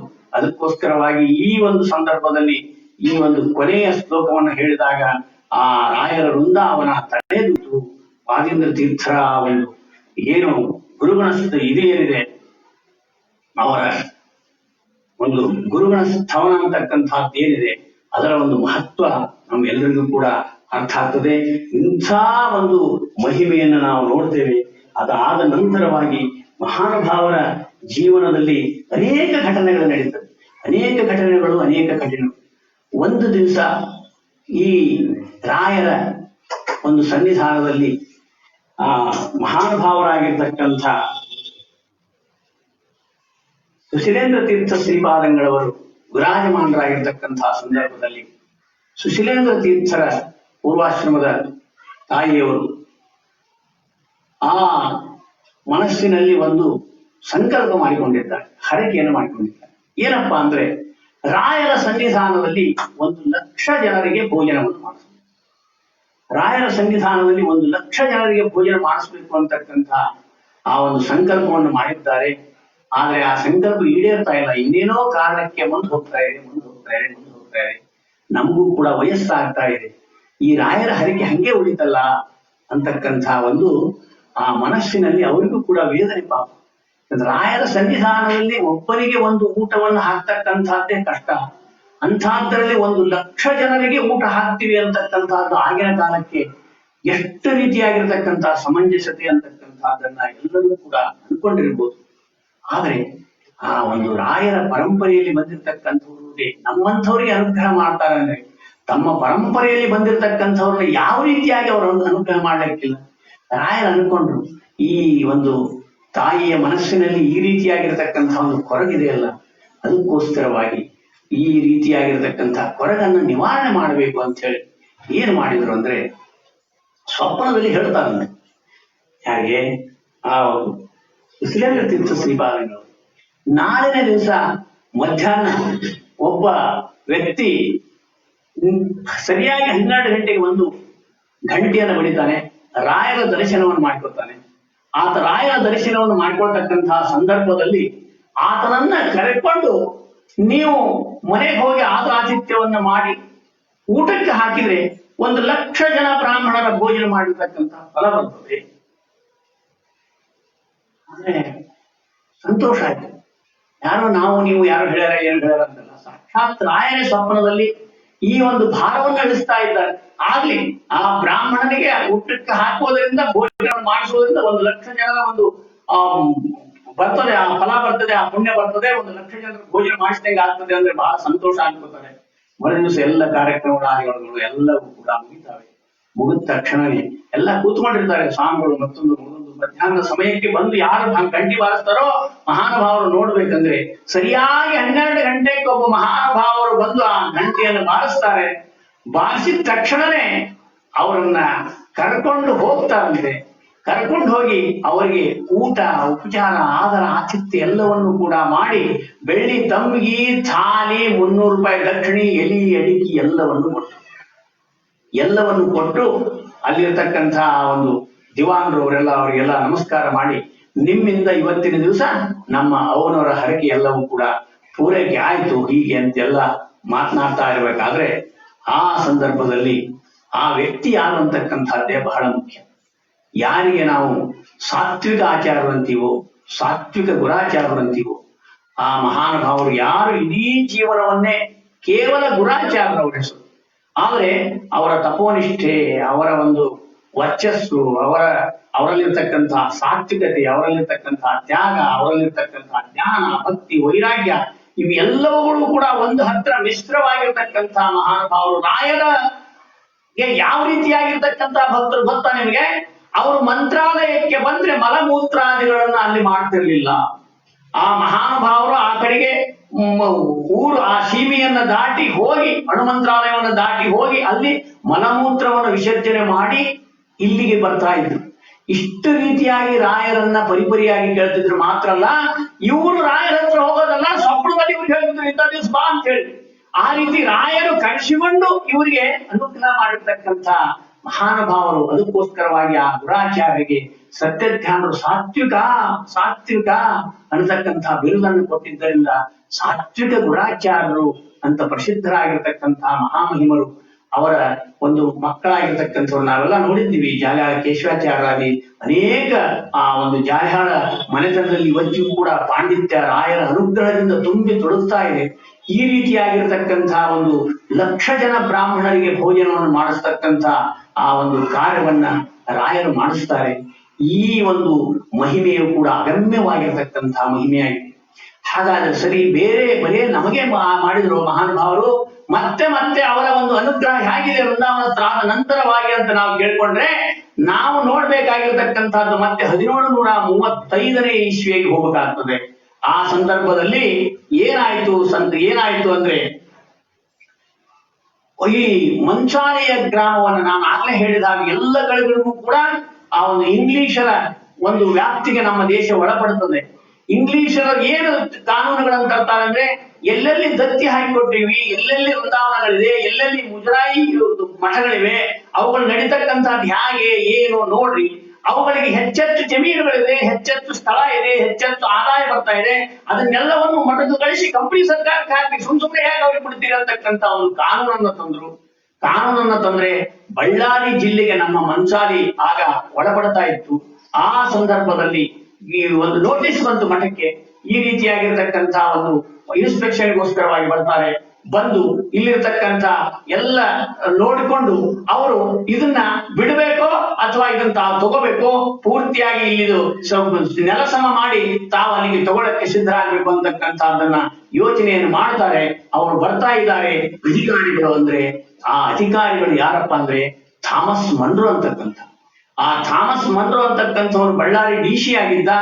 ಆ ಮನುಷ್ಯ ಈ ಒಂದು ಮಂಚಾಲೆ ಗ್ರಾಮಕ್ಕೆ ಬರ್ತಾನೆ ಅಂದ ತಕ್ಷಣ ತಹಶೀಲ್ದಾರರು ಮತ್ತೊಬ್ರು ಎಲ್ಲರೂ ಕೂಡ ಬಹಳ ಒಂದು ಒಳ್ಳೆಯ ಅಧಿಕಾರಿಗಳು ಬರ್ತಾರೆ ಅಂತ ಹೇಳಿ ಎಲ್ಲ ಸಿದ್ಧತೆಗಳನ್ನು ಮಾಡಿಕೊಂಡ್ರು. ಆದ್ರೆ ಬ್ರಿಟಿಷರ ಹಿಂದಿನ ಎಲ್ಲ ಅವರ ಗುಣಗಳನ್ನು ನೋಡಿದಾಗ ಇದನ್ನ ಸುಲಭವಾಗಿ ಮಠಕ್ಕೆ ಬಿಡ್ತಕ್ಕಂತಹ ಸನ್ನಿವೇಶವೇ ಇರಲಿಲ್ಲ.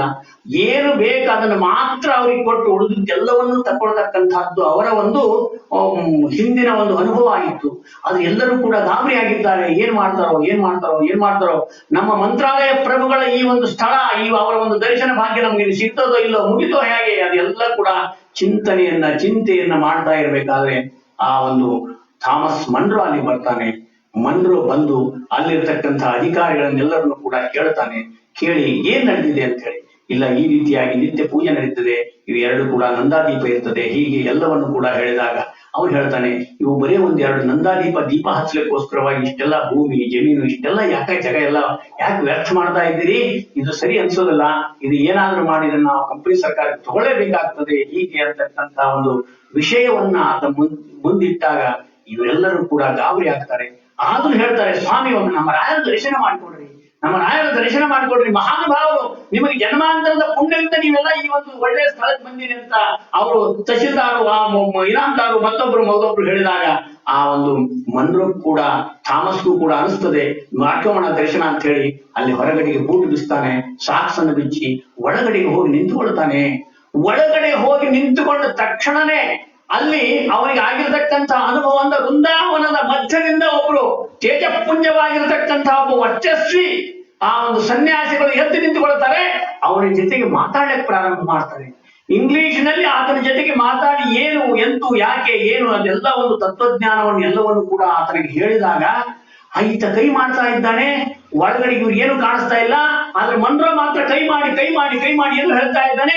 ಜನ ಅನ್ಕೊಳ್ತಾ ಇದ್ದಾರೆ, ಇವ್ನಿಗೆ ಅಲ್ಲಿ ಹೋಗಿ ಏನ್ ಕೈ ಮಾಡ್ತಾನೆ, ಯಾರು ಮಾತಾಡೋದಿಲ್ಲ ಏನಿಲ್ಲ, ಈ ತೊಬ್ಬತ್ನೆ ಮಾತಾಡ್ತಾ ಇದ್ದಾನೆ ಅಂತ ಜನರಿಗೆ ಅನಿಸಿದ್ರೆ ಸ್ವತಃ ರಾಯರು ಆತನ ಜೊತೆ ಮಾತಾಡಿ ಇದರ ಮಹತ್ವವನ್ನು ತಿಳಿಸಿಕೊಟ್ಟಾಗ ಥಾಮಸ್ ಮನ್ ಹೇಳ್ತಾನೆ, ಆಯ್ತಪ್ಪ ಇದನ್ನ ತಗೊಳಕ್ಕೆ ನಾನು ಸಿದ್ಧನಿಲ್ಲ, ಇದನ್ನ ನಾನು ತಗೊಳ್ಳಲ್ಲ, ಏನು ರಾಯರು ಹೆಂಗ್ ಮಾತಾಡಿದ್ರು ನೋಡಿದ್ರೆ ಅಂತ ಹೇಳ್ತಾರೆ.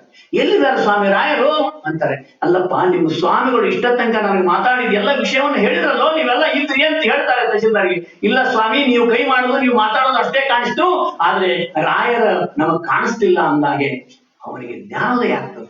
ಆ ಒಂದು ವಿದೇಶಿ ವ್ಯಕ್ತಿಗೂ ಕೂಡ ಆ ಕಠೋರವಾಗಿರತಕ್ಕಂಥ ಹೃದಯದ ಒಳಗಡೆಗೂ ಕೂಡ ಒಂದು ಆಧ್ಯಾತ್ಮಿಕತೆ, ಅವನ ಜನ್ಮಾಂತರದ ಪುಣ್ಯ ಎಲ್ಲ ಒಂದು ಬ್ರಿಟಿಷರಿಗೂ ಎಲ್ಲ ಆಂಗ್ಲರಿಗೂ ಕೂಡ ಈ ಭಾಗ್ಯ ಇಲ್ಲ. ಅವನು ಇಲ್ಲಿ ಆ ಸಮಯದಲ್ಲಿ ಹುಟ್ಟಬೇಕಂದ್ರೇನು, ಬಳ್ಳಾರಿ DC ಆಗಿ ಬರ್ಬೇಕಂದ್ರೇನು, ಇದನ್ನ ಇನ್ಸ್ಪೆಕ್ಷನ್ಗೆ ಅವನೇ ಹಾಕೋದಂದ್ರೇನು, ರಾಯರ್ ಬಂದು ಮಾತಾಡೋದಂದ್ರೆ ಏನು, ಇದೆಲ್ಲ ಸಂಯೋಜನೆಯೂ ಕೂಡ ಜನ್ಮಾಂತರದಲ್ಲಿ ಆ ಒಂದು ಥಾಮಸ್ ಮನ್ರೋಗೆ ಆ ಒಂದು ಅನುಗ್ರಹವನ್ನು ಮಾಡಬೇಕು ಅನ್ನೋ ಉದ್ದೇಶದಿಂದ ಅವನು ಇಲ್ಲಿ ಬಂದಿದ್ದಾನೆ ಅಂತ ಅರ್ಥ ಮಾಡ್ಕೋಬೇಕಾಗ್ತದೆ. ಆ ಸಂದರ್ಭದಲ್ಲಿ ಅವನಿಗೆ ಅರ್ಥ ಆಯ್ತು, ಮಹಾನುಭಾವರಿದ್ದಾರಪ್ಪ, ನಿಮ್ಮ ಗುರುಗಳಲ್ಲ, ಅವ್ರು ಇನ್ಮೇಲೆ ನಮ್ಮ ಗುರುಗಳು ಅಂತ ಹೇಳಿ ಹೇಳ್ತಾನೆ.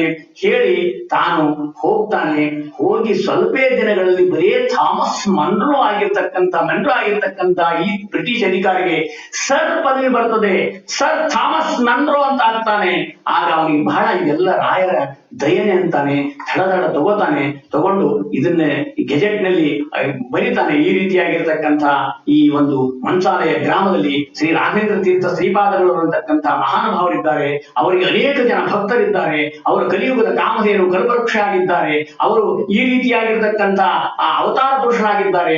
ಭಕ್ತರನ್ನು ಇವತ್ತಿಗೂ ಕೂಡ ತಮ್ಮ ಸಮಾಜ ಒಳಗಿದ್ರೂ ಕೂಡ ಅನುಗ್ರಹ ಮಾಡತಕ್ಕಂಥ ಮಹಾ ಪ್ರಾವೀಣ್ಯರಾಗಿದ್ದಾರೆ ಅಂತೇಳಿ ಎಲ್ಲವನ್ನು ಕೂಡ ತಾನು ಮನಸ್ಸಿನಲ್ಲಿ ಹೇಳ್ತಾ, ಎಲ್ಲರಿಗೂ ಹೇಳ್ತಾ ತಾನೇನು ಬರೀತಾನೆ, ಇದನ್ನ ಮಾತ್ರ ಸರ್ವಥಾ ಯಾರು ಮುಟ್ಟಬಾರದು ಅಂತ ಬರೀತಾನೆ. ಆದ್ರೆ ಇದನ್ನು ಬರೆದ ತಕ್ಷಣವಾಗಿ ಈತ ಟ್ರಾನ್ಸ್ಫರ್ ಆಯ್ತು, ಹೋಗ್ಬಿಡ್ತಾನೆ. ಹೋದ ತಕ್ಷಣ ಅದು ಕೆಲಸ ಹಂಗೆ ಉಳಿತದೆ. ಅದು ಎಲ್ಲಿ ಹೋಗ್ತದೆ? ನೇರವಾಗಿ ಈತ ಬರೆದ ತಕ್ಷಣ ಮಡ್ರಾಸ್ ಹೋಗ್ತದೆ. ಆ ಮಡ್ರಾಸ್ ಅಲ್ಲಿ ಆ ಹೆಚ್ಚಿನ ದೊಡ್ಡ ಆಫೀಸ್ ಅಂದ್ರೆ ಮಡ್ರಾಸ್.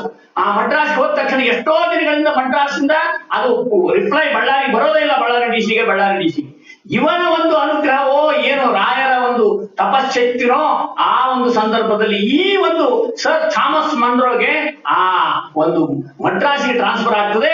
ಹೆಚ್ಚಿನ ಹುದ್ದೆ ಸಿಗ್ತದೆ. ಹೋಗಿ ಹುದ್ದೆ ಮೇಲೆ ಕೂತಾಗ ಮೊದಲನೆಯ ಫೈಲೇ ಇದು. ಆಶ್ಚರ್ಯ ಆಗಿಬಿಡ್ತದೆ ಅವನಿಗೆ. ಎಲ್ಲಿ ಬಿಟ್ಟು ನನಗೆ ಬಳ್ಳಾರಿ ಬಿಟ್ಟು ಎಲ್ಲಿ ಅನುಗ್ರಹ, ಮತ್ತೆ ಮಡ್ರಾಸ್ನಲ್ಲಿ ಅನುಗ್ರಹ, ಏನು ಸ್ವಾಮಿ ನಿಮ್ಮ ಅನುಗ್ರಹ ಅಂತೇಳಿ ತಕ್ಷಣದಲ್ಲಿಯೇ ಕೂಡ ಅದನ್ನು ಪಾಸ್ ಮಾಡಿ ಕಳಿಸಿಬಿಡ್ತಾನೆ. ಆ ಸಂದರ್ಭದಲ್ಲಿ ಮಂಚಾಲಯ ಗ್ರಾಮ ಯಥಾಸ್ಥಿತಿಯಾಗಿ ಉಳಿತದೆ. ಅದು ಆದ ನಂತರವಾಗಿ ಆ ಥಾಮಸ್ ಮನ್ರೋಗೆ ಸುದ್ದಿ ಬರ್ತದೆ, ತನ್ನ ಮಗಳು ಗಂಡು ಹುಟ್ಟಿದೆ ಅಂತಕ್ಕಂಥದ್ದು. ಆ ಸಂದರ್ಭದಲ್ಲಿ ಇನ್ನೂ ಸಂತೋಷ ಆಯ್ತು. ಮಾತ್ರ ಅಲ್ಲ, ಇವತ್ತಿಗೂ ಕೂಡ ಸರ್ ಥಾಮಸ್ ಮನ್ರೋ ಅವರ ವಂಶಿಕರು ರಾಯರ ದರ್ಶನವನ್ನು ಬಂದು ಮಾಡ್ಕೋತಾರೆ ಅಂತಕ್ಕಂಥದ್ದನ್ನ ನಾವು ತಿಳ್ಕೋಬೇಕಾಗ್ತದೆ. ಈ ರೀತಿಯಾಗಿರ್ತಕ್ಕಂಥ ಒಂದು ರಾಯರ ಅನುಗ್ರಹವನ್ನು ಕೇವಲ ನಾವು ಮಾತ್ರ ಅಲ್ಲ, ಎಲ್ಲರನ್ನೂ ಕೂಡ ಅನುಗ್ರಹಕ್ಕೋಸ್ಕರವಾಗಿ ಆ ಮಹಾನುಭಾವರು ಇಲ್ಲಿ ಹುಟ್ಟಿರ್ತಕ್ಕಂಥದ್ದು ನಾವು ನೋಡ್ತೇವೆ. ಆದ್ರೆ ಅಲ್ಲಿ ದೊಡ್ಡ ದೊಡ್ಡವರಿಗೆ ಅಥವಾ ಸಣ್ಣ ಪುಟ್ಟ ಜನರಿಗೆ ಏನ್ ಅನುಗ್ರಹ ರೀ, ಏನಾರ ಸ್ವಲ್ಪ ನಿಮ್ಮಂಥವ್ರಿಗೆಲ್ಲ ಏನಾಗಲ್ಲ, ನಿರಕ್ಷರ ಕುಕ್ಷಿಗಳು ದಡ್ಡರು, ನಾವು ಹೆಂಗ ಅವ್ರ ಹತ್ರ ಹೋಗಿ ನಿಂದಿರ್ಬೇಕು?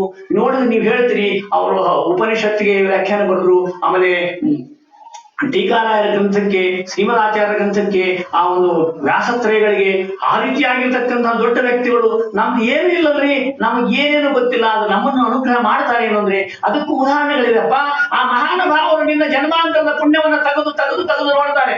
ಎಲ್ಲೋ ಒಂದು ಪುಣ್ಯ ಇತ್ತಂದ್ರೆ ಅದನ್ನು ಕೊಟ್ಟು ಕೊಡ್ತಾರೆ. ಇಲ್ಲ ನನ್ನ ಹತ್ರ ಪುಣ್ಯ ಇಲ್ಲ ಸ್ವಾಮಿ, ಮುಗಿತು ಅಂದ್ರೆ ಒಗೆಯೋಲ್ಲ, ಮತ್ತೆ ನಮ್ಮ ಪುಣ್ಯಕ್ಕೆ ಹಚ್ತಾರೆ. ಈ ಪುಣ್ಯ ಮಾಡಿಕೊಂಡು ನನ್ನ ಹತ್ರ ಮತ್ತೆ ನಿನಗೆ ಅನುಗ್ರಹ ಮಾಡ್ತೀನಿ ಅಂತಾರೆ. ಅಂತ ಒಂದು ಉದಾಹರಣೆನ ನಾವು ನೋಡ್ತೇವೆ.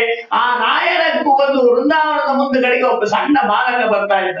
ಬಂದು ಗುರುಸ್ತೋತ್ರವನ್ನು ಹೇಳ್ತಾ ಇದ್ದ. ಈಗಿನ ಹಾಗೆ ಅಷ್ಟೊಂದು ದೊಡ್ಡದಾಗಿರ್ತಕ್ಕಂಥ ಜನಸಂದಣಿ ಇಲ್ಲ. ರಾಯರ ಗುರುಸ್ತೋತ್ರ ಹೇಳಕತ್ತಾನೆ. ಒಳಗಡೆಗೆ ಅರ್ಚಕರು ರಾಯರಿಗೆ ವೃಂದಾವನಕ್ಕೆ ಅಭಿಷೇಕ ಮಾಡ್ತಾ ಇದ್ದಾರೆ.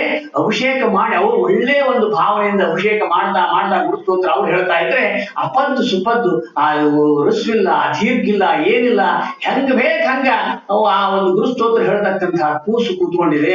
ಒಂದು 7 ವರ್ಷದ ಬಾಲಕ ಇರ್ಬೋದು. ಹೆಂಗ್ ಬೇಕ್ ಹಂಗ ಗುರುಸ್ತೋತ್ರ ಹೇಳಿದ್ಮೇಲೆ ಬಹಳ ತಲೆ ಕೆಟ್ಟಿತು.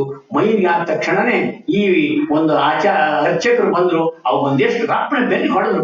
ಏನು ದಡ್ಡ ರಾಯರ್ ಎಂಥವ್ರಂತ ಗೊತ್ತದ ನಿನಗೆ? ಅಂಥವ್ರ ಗುರುಸ್ತೋತ್ರ ಹಿಂಗನಪ್ಪ ಹೇಳೋದು. ಸರ್ವಜ್ಞ ಕಲ್ಕೊಂಡ್ಬರ್ಬೇಕಪ್ಪ, ವಾಣಿ ಶುದ್ಧ ಇರ್ಬೇಕಪ್ಪ, ಒಳ್ಳೆ ರೀತಿಯಾಗಿ ಭಾವನೆಯಿಂದ ಹೇಳ್ಬೇಕಪ್ಪ. ಹೇಳಿದ್ರೆ ಪುಣ್ಯ ಬರ್ತದೋ, ಹಿಂಗ್ ಬಂದ್ರೆ ಪುಣ್ಯ ಬರ್ತದೆ ಅಂತ ಅಂದ್ಬಿಟ್ಟು ಪಾಪ ಅಳ್ಕೋತ ಹೋಗಿ ಅಮ್ಮನ ಹತ್ರ ಇವ್ರ ಹತ್ರ ಹೇಳಿದ, ನಾ ರಾಯರ ಗುರುಸ್ತೋತ್ರ ಅವ್ರ ಬಾಯಿ ಇವ್ರ ಬಾಯಿ ಕೇಳಿದ್ನವ, ಅದು ಹೋಗಿ ರಾಯರ್ ಅಂತ ಹೇಳಿದ್ರೆ ಅರ್ಚಕರು ನಾನು ಬಡ್ದು ಬಿಟ್ರು ಅಂತ ಬಹಳ ದುಃಖ ಪಟ್ಟು ರಾತ್ರಿ ಮಲ್ಕೋತಾನೆ. ಪಾಪ ನಿಂತಿಲ್ಲ, ಅಯ್ಯೋ ಏನಪ್ಪ ಮೈ ತಿರುಗ್ಬೇಕು. ಆ ಸಂದರ್ಭದಲ್ಲಿ ಬೆಳಗಾಯ್ತು. ಬೆಳಗಾದ ಮೇಲೆ ಅರ್ಚಕರು ಏನು ನಿರ್ಮಾಲಿಲ್ಲ, ಏನಿಲ್ಲ, ಬಾಲಕ ಎಲ್ಲಿದ್ದಾನೆ ಅಂತ ಹುಡ್ಕೋದು. ಆ ಬಾಲಕ ಎಲ್ಲಿದ್ದಾನೆ ಅಂತ ಹುಡ್ಕೊ ಬಂದ್ರೆ ಆ ಬಾಲಕ ಮಲ್ಕೊಂಡಿದ್ದ. ಹೇಳಪ್ಪ ಮಹಾರಾಯ, ಮತ್ತೆ ಬಡ್ಲಕ್ ಬಂದ್ರಿ ಅಂತ ಸ್ವಾಮಿ ಅಂತ ಕಾಲ ಇಟ್ಕೊಳಕ್. ಇಲ್ಲ ಬಡಿಲಕ್ ಬಂದಿಲ್ಲಪ್ಪ, ನಿನಗೆ ಹೆಂಗ್ ತಿಳಿತದ ಹಂಗ ಹೇಳಿ ಗುರುಸ್ತೋತ್ರ ಯಾಕ್ರಿ ಅಂತ ಅಲ್ಲಿ ಮಂದಿ ಕೇಳಿದ್ರು. ನಿನ್ನೆ ಬಡದ್ರೆ ಚಲೋ ಇಲ್ಲ ಅಂತಂದು ಇವತ್ತು ಹೆಂಗ್ ಬೇಕು ಹಂಗ ಅನ್ನಪ್ಪ, ನಿನ್ಗೆ ಹೆಂಗ್ ಬರ್ತದ ಹಂಗನ್ನು ಮಹಾರಾಯ ಅಂತಿರಲ್ಲ ಅಂದ್ರೆ ಏನ್ ಮಾಡ್ರಿ ನಾನು. ಆದ್ರೆ ರಾಯರು ರಾತ್ರಿ ಸ್ವಪ್ನದಲ್ಲಿ ಬಂದ್ರು. ಸ್ವಪ್ನದ ಬಂದು ಕೇಳ್ತಾರೆ, ಏ ಅರ್ಚಕ, ನಿನ್ನ ಸ್ತೋತ್ರ ಮಾಡ್ತಿದ್ನೋ ನನ್ನ ಸ್ತೋತ್ರ ಮಾಡ್ತಿದ್ನೋ? ಅವ ನಿನಗೆ ಯಾಕೆ ಅದ್ರ ಬಗ್ಗೆ ಚಿಂತೆ ಮಾಡಿದೆಯಪ್ಪ ನೀನು? ಅವ ನನ್ನ ಸ್ತೋತ್ರ ಮಾಡ್ತಾನೆ, ಅದು ನನ್ನ ಕೂಸು, ಅದು ಹೆಂಗ್ ಹೇಳಿದ್ರು ನನಗೆ ಬೇಕು. ಅವ ಹೆಂಗರ ಹೇಳಿ ನಿನ್ನ ಸ್ತೋತ್ರ ಮಾಡಿ ನಿಂದೇನು ತಪ್ಪು, ನಿನಗೆ ತಪ್ಪ ಅಂದಿದ್ರೆ ನೀನ್ ಅವನ್ ಬಡಿ ನನ್ನ ಸ್ತೋತ್ರ ಅನ್ನುವಾಗ ನೀ ಬಡ್ಲಿಕ್ಕೆ ಯಾರು ಅಂತ ಹೇಳಿ ನನಗೊಂದು ಏಟು ಬೆನ್ನಿಗೆ ಪಡೆದ್ರು ಅದು ಇನ್ನೂ ಕೂಡ ನನಗೆ ಚುರುಚುರು ಅಂತದಪ್ಪ. ಅದಕ್ಕೋಸ್ಕರವಾಗಿ ನಿನಗೆ ಹೆಂಗೆ ಗುರುಸ್ತೋತ್ರ ಬೇಕೋ ಹಂಗೆ ಹೇಳು ಅಂತಕ್ಕಂಥದ್ದನ್ನ ಹೇಳ್ತಾರೆ. ಈ ರೀತಿಯಾಗಿರ್ತಕ್ಕಂತಹ ಒಂದು ಸಂದರ್ಭವನ್ನು ನಾವು ನೋಡ್ತೇವಲ್ಲ. ಆದ್ರೆ ನಮ್ಗೀಗ ಅನ್ಬೋದು ಹಂಗಾರೆ ಗುರುಸ್ತೋತ್ರನ ಹೆಂಗ್ ಬೇಕು ಹಂಗ ಅನ್ಬೋದ್ರಿ, ಪ್ರಾತಃ ಸಂಕಲ್ಪ ವಿಜ್ಞಾನ ಹೆಂಗ್ ಬೇಕು ಹಂಗ ಅನ್ಬೋದು, ಯಾವ್ದ್ರು ಕೂಡ ಹೆಂಗ್ ಬೇಕು ಹಂಗ ಅನ್ಬಿಟ್ಟು ನಡೀತದಲ್ರಿ ಅಂತಂದ್ರೆ ಆ ಜೀವನ ಯೋಗ್ಯತಾ ಆ ಒಂದು ಮಗುವಿಗೆ ಆಗಿರ್ತಕ್ಕಂತಹ ಜನ್ಮಾಂತರದ ಸಂಸ್ಕಾರ ಆತನ ಪುಣ್ಯ ಫಲದಿಂದ ಆಗಿದೆ ಅಂತ ತಿಳ್ಕೊಬೇಕೆ ಹೊರತಾಗಿ ಅವ್ನು ಹಂಗೆ ಅಂದ್ಬಿಟ್ಟ ನಾವು ಹಿಂಗೆ ಅಂದ್ಬಿಡ್ತೇವೆ ಅಂತಕ್ಕಂಥದ್ದಲ್ಲ. ಯಾಕಂದ್ರೆ ನಾವು ಹಿಂದಕ್ಕೆ ನೋಡ್ತೀವಿ ರಾಯರು ಗದಿಗಿನ ಹತ್ರ ಆ ಶೀಕರ್ಣಿ ಒಳಗೆ ಬಿದ್ದಿದ್ದು ಕೂಸಿನ ಬದುಕಿದ್ರು. ಆದ್ರೆ ಅಲ್ಲಿರ್ತಕ್ಕಂಥ ಸವಣೂರ ಪ್ರಾಂತದ ಮುಸಲ್ಮಾನ್ ನವಾಬ ಅವಾಗ ಅನ್ಕೊಂಡ ಓಹೋ ಸತ್ತೋನ್ ಬದುಕ್ತಾರ ನಿಮ್ ಸಾಗರ ತಡಿ ನೋಡೋಣ ಅಂತ ಹೇಳಿ ತನ್ನ ಮಗ ಬದುಕಿದವನ್ನ ಹೊಚ್ಚಿ ಸಾಗರ ಇವ ಸತ್ತಾನ ಬದುಕಿಸ್ರ ನೋಡಿದ ಕೂಡ ಸ್ವಾಮಿಗಳು ದಿವ್ಯ ದೃಷ್ಟಿಯಿಂದ ನೋಡ್ತಾರೆ. ಮಹಾನ್ ಭಾವ ದಿವ್ಯ ದೃಷ್ಟಿಯಿಂದ ನೋಡಿದ್ರು ಇಲ್ಲ ಇವ ಬದುಕಲ್ಲ. ಯಾಕಂತ ಇಲ್ಲ ಅವನ ಬದುಕೋ ಶಕ್ತಿ ನನಗಿಲ್ಲ, ಅವ ಸತ್ತವನ್ ಹೆಂಗ್ ಬದುಕಿಸ್ಲಿ ನಾನು. ನಮಗ್ ಗೊತ್ತಿತ್ತು ನಿಮಗ್ ಇಂಥವೆಲ್ಲ ನಾಟಕ ಮಾಡ್ತೀರ ಅಂತ ನಮ್ಗೆ ಗೊತ್ತಿತ್ತು. ಎಬ್ಬಿಸ್ಬೇಕು ಅಂದ್ರೆ ಹೇಳೇ, ಯಾಕಂದ್ರೆ ಸತ್ತು ಹೋಗ್ತಿದ್ದ. ದೊಡ್ಡವ್ರನ್ನ ಜ್ಞಾನಿಗಳನ್ನ ಪರೀಕ್ಷೆ ಮಾಡ್ತಕ್ಕಂಥದ್ದು ನಮ್ಮ ಒಂದು ಯೋಗ್ಯತೆ ಅಲ್ಲ.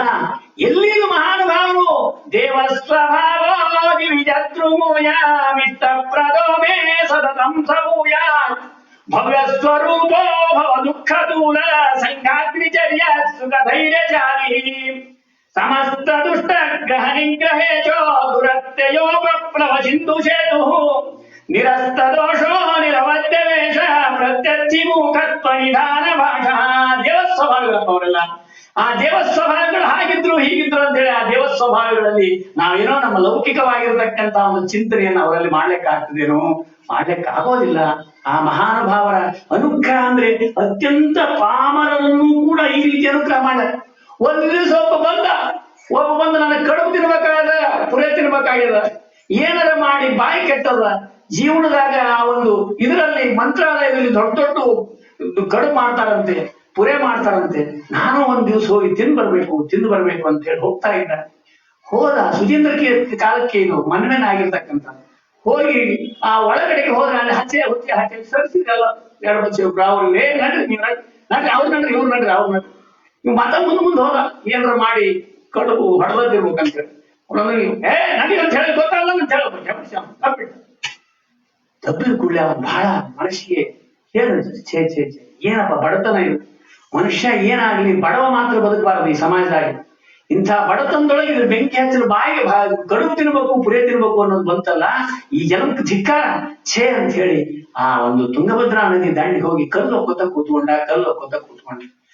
ಹೊಕ್ಕೋತ ಕೂತ್ಕೊಂಡ್ರೆ ಆ ಸಂದರ್ಭಕ್ಕೆ ಸರಿಯಾಗಿ ಇಲ್ಲಿ ಈ ಕಡೆಗೆ ಹಸ್ತೋದಕ ಮಾಡಬೇಕು ಅಂತೇಳಿ ಹಸ್ತೋದಕ ತಟ್ಟಿ ಹುಡುಕಕ್ಕ ನೈವೇದ್ಯ ತಟ್ಟಿ ಎಲ್ಲಿ ಹೋದ್ರು ಸಿಗೋದು ಎಲ್ಲಿ ನೈವೇದ್ಯ ತಟ್ಟಿ ಎಲ್ಲಿ ಸಿಗಲೇ ಇಲ್ಲ. ಮತ್ತೊಂದು ಏನೋ ಮಾಡಿ ವ್ಯವಸ್ಥೆ ಮಾಡಿ ನೈವೇದ್ಯ ಹಸ್ತೋದಕ್ಕೆಲ್ಲ ಮುಗಿಸಿದ್ರೆ ಅನ್ಕೋಣ. ಅದು ಆದ ನಂತರವಾಗಿ ಅತ್ಲಾಗಿತ್ಲ ಹುಡುಕೊಂಡು ಹೋದ್ರೆ ಅಲ್ಲೇ ಈ ಬ್ರಾಹ್ಮಣ ಯಾರು ಕಡುಬು ತಿನ್ಬೇಕಂತ ಬಂದಿದ್ನೋ ಆ ಬ್ರಾಹ್ಮಣ ನಿತ್ಯ ಒಂದು ಬೆಳ್ಳಿ ತಟ್ಟಿ ಆಗೇನು ಹಸ್ತೋದಕ ಬಡಿಸ್ತಿದ್ರು ಆ ಹಸ್ತೋದಕ ತಟ್ಟಿ ತೊಳ್ಕೊತ ನಿಂತ್ಕೊಂಡ. ಒಬ್ಬ ಮಠದ ಒಂದು ಪರಿಚಾರಕ ನೋಡಿದ, ಅಯ್ಯೋ ಬೆಳ್ಳಿ ತಟ್ಟಿ ಕಳು ಮಾಡ್ಕೊಂಬಂದ ನೀವು ಕಡುಬು ಹಾಕ್ಲಾರ್ದಕ್ಕೆ ಅಂತ ಹೇಳಿ ಅವ್ನು ಹಿಡ್ಕೊಂಡು ಬಡಿಬಾಡ್ರಿ ನಂದೇನ್ ತಪ್ಪಿಲ್ಲ ಸ್ವಾಮಿಗಳು ಕರೆಸಿದ್ರು. ಬಾರೋ ಇಲ್ಲಿ ಏನ್ ಮಾಡ್ರಿ ಯಾಕೆ ಹಿಂಗಾಯ್ತು?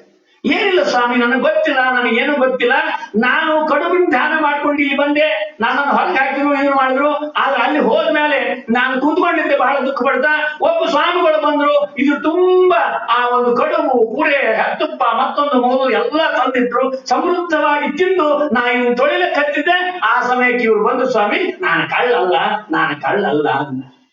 ಬಹಳ ಸಂತೋಷ ಆಯ್ತು ಸ್ವಾಮಿಗಳಿಗೆ. ಎಂತ ರಾಯರ ಮಹಿಮೆ, ಎಂಥ ಒಂದು ದೀನ ದಲಿತ ಅತ್ಯಂತ ಪೂರ್ತಿಯಾಗಿ ಜೀವನದಲ್ಲಿ ಸೋತು ಹೋಗಿದ್ದೇನೆ ಇನ್ನು ಸಾಯಬೇಕು ಅನ್ನುವ ಸನ್ನಿವೇಶದಲ್ಲಿಯೂ ಕೂಡ ನಮ್ಮನ್ನು ಎತ್ತಕ್ಕಂಥ ಮಹಾನುಭಾವರು ಯಾರಂದ್ರೆ ಇದೇ ಮಹಾನುಭಾವರಾಗಿರ್ತಕ್ಕಂಥ.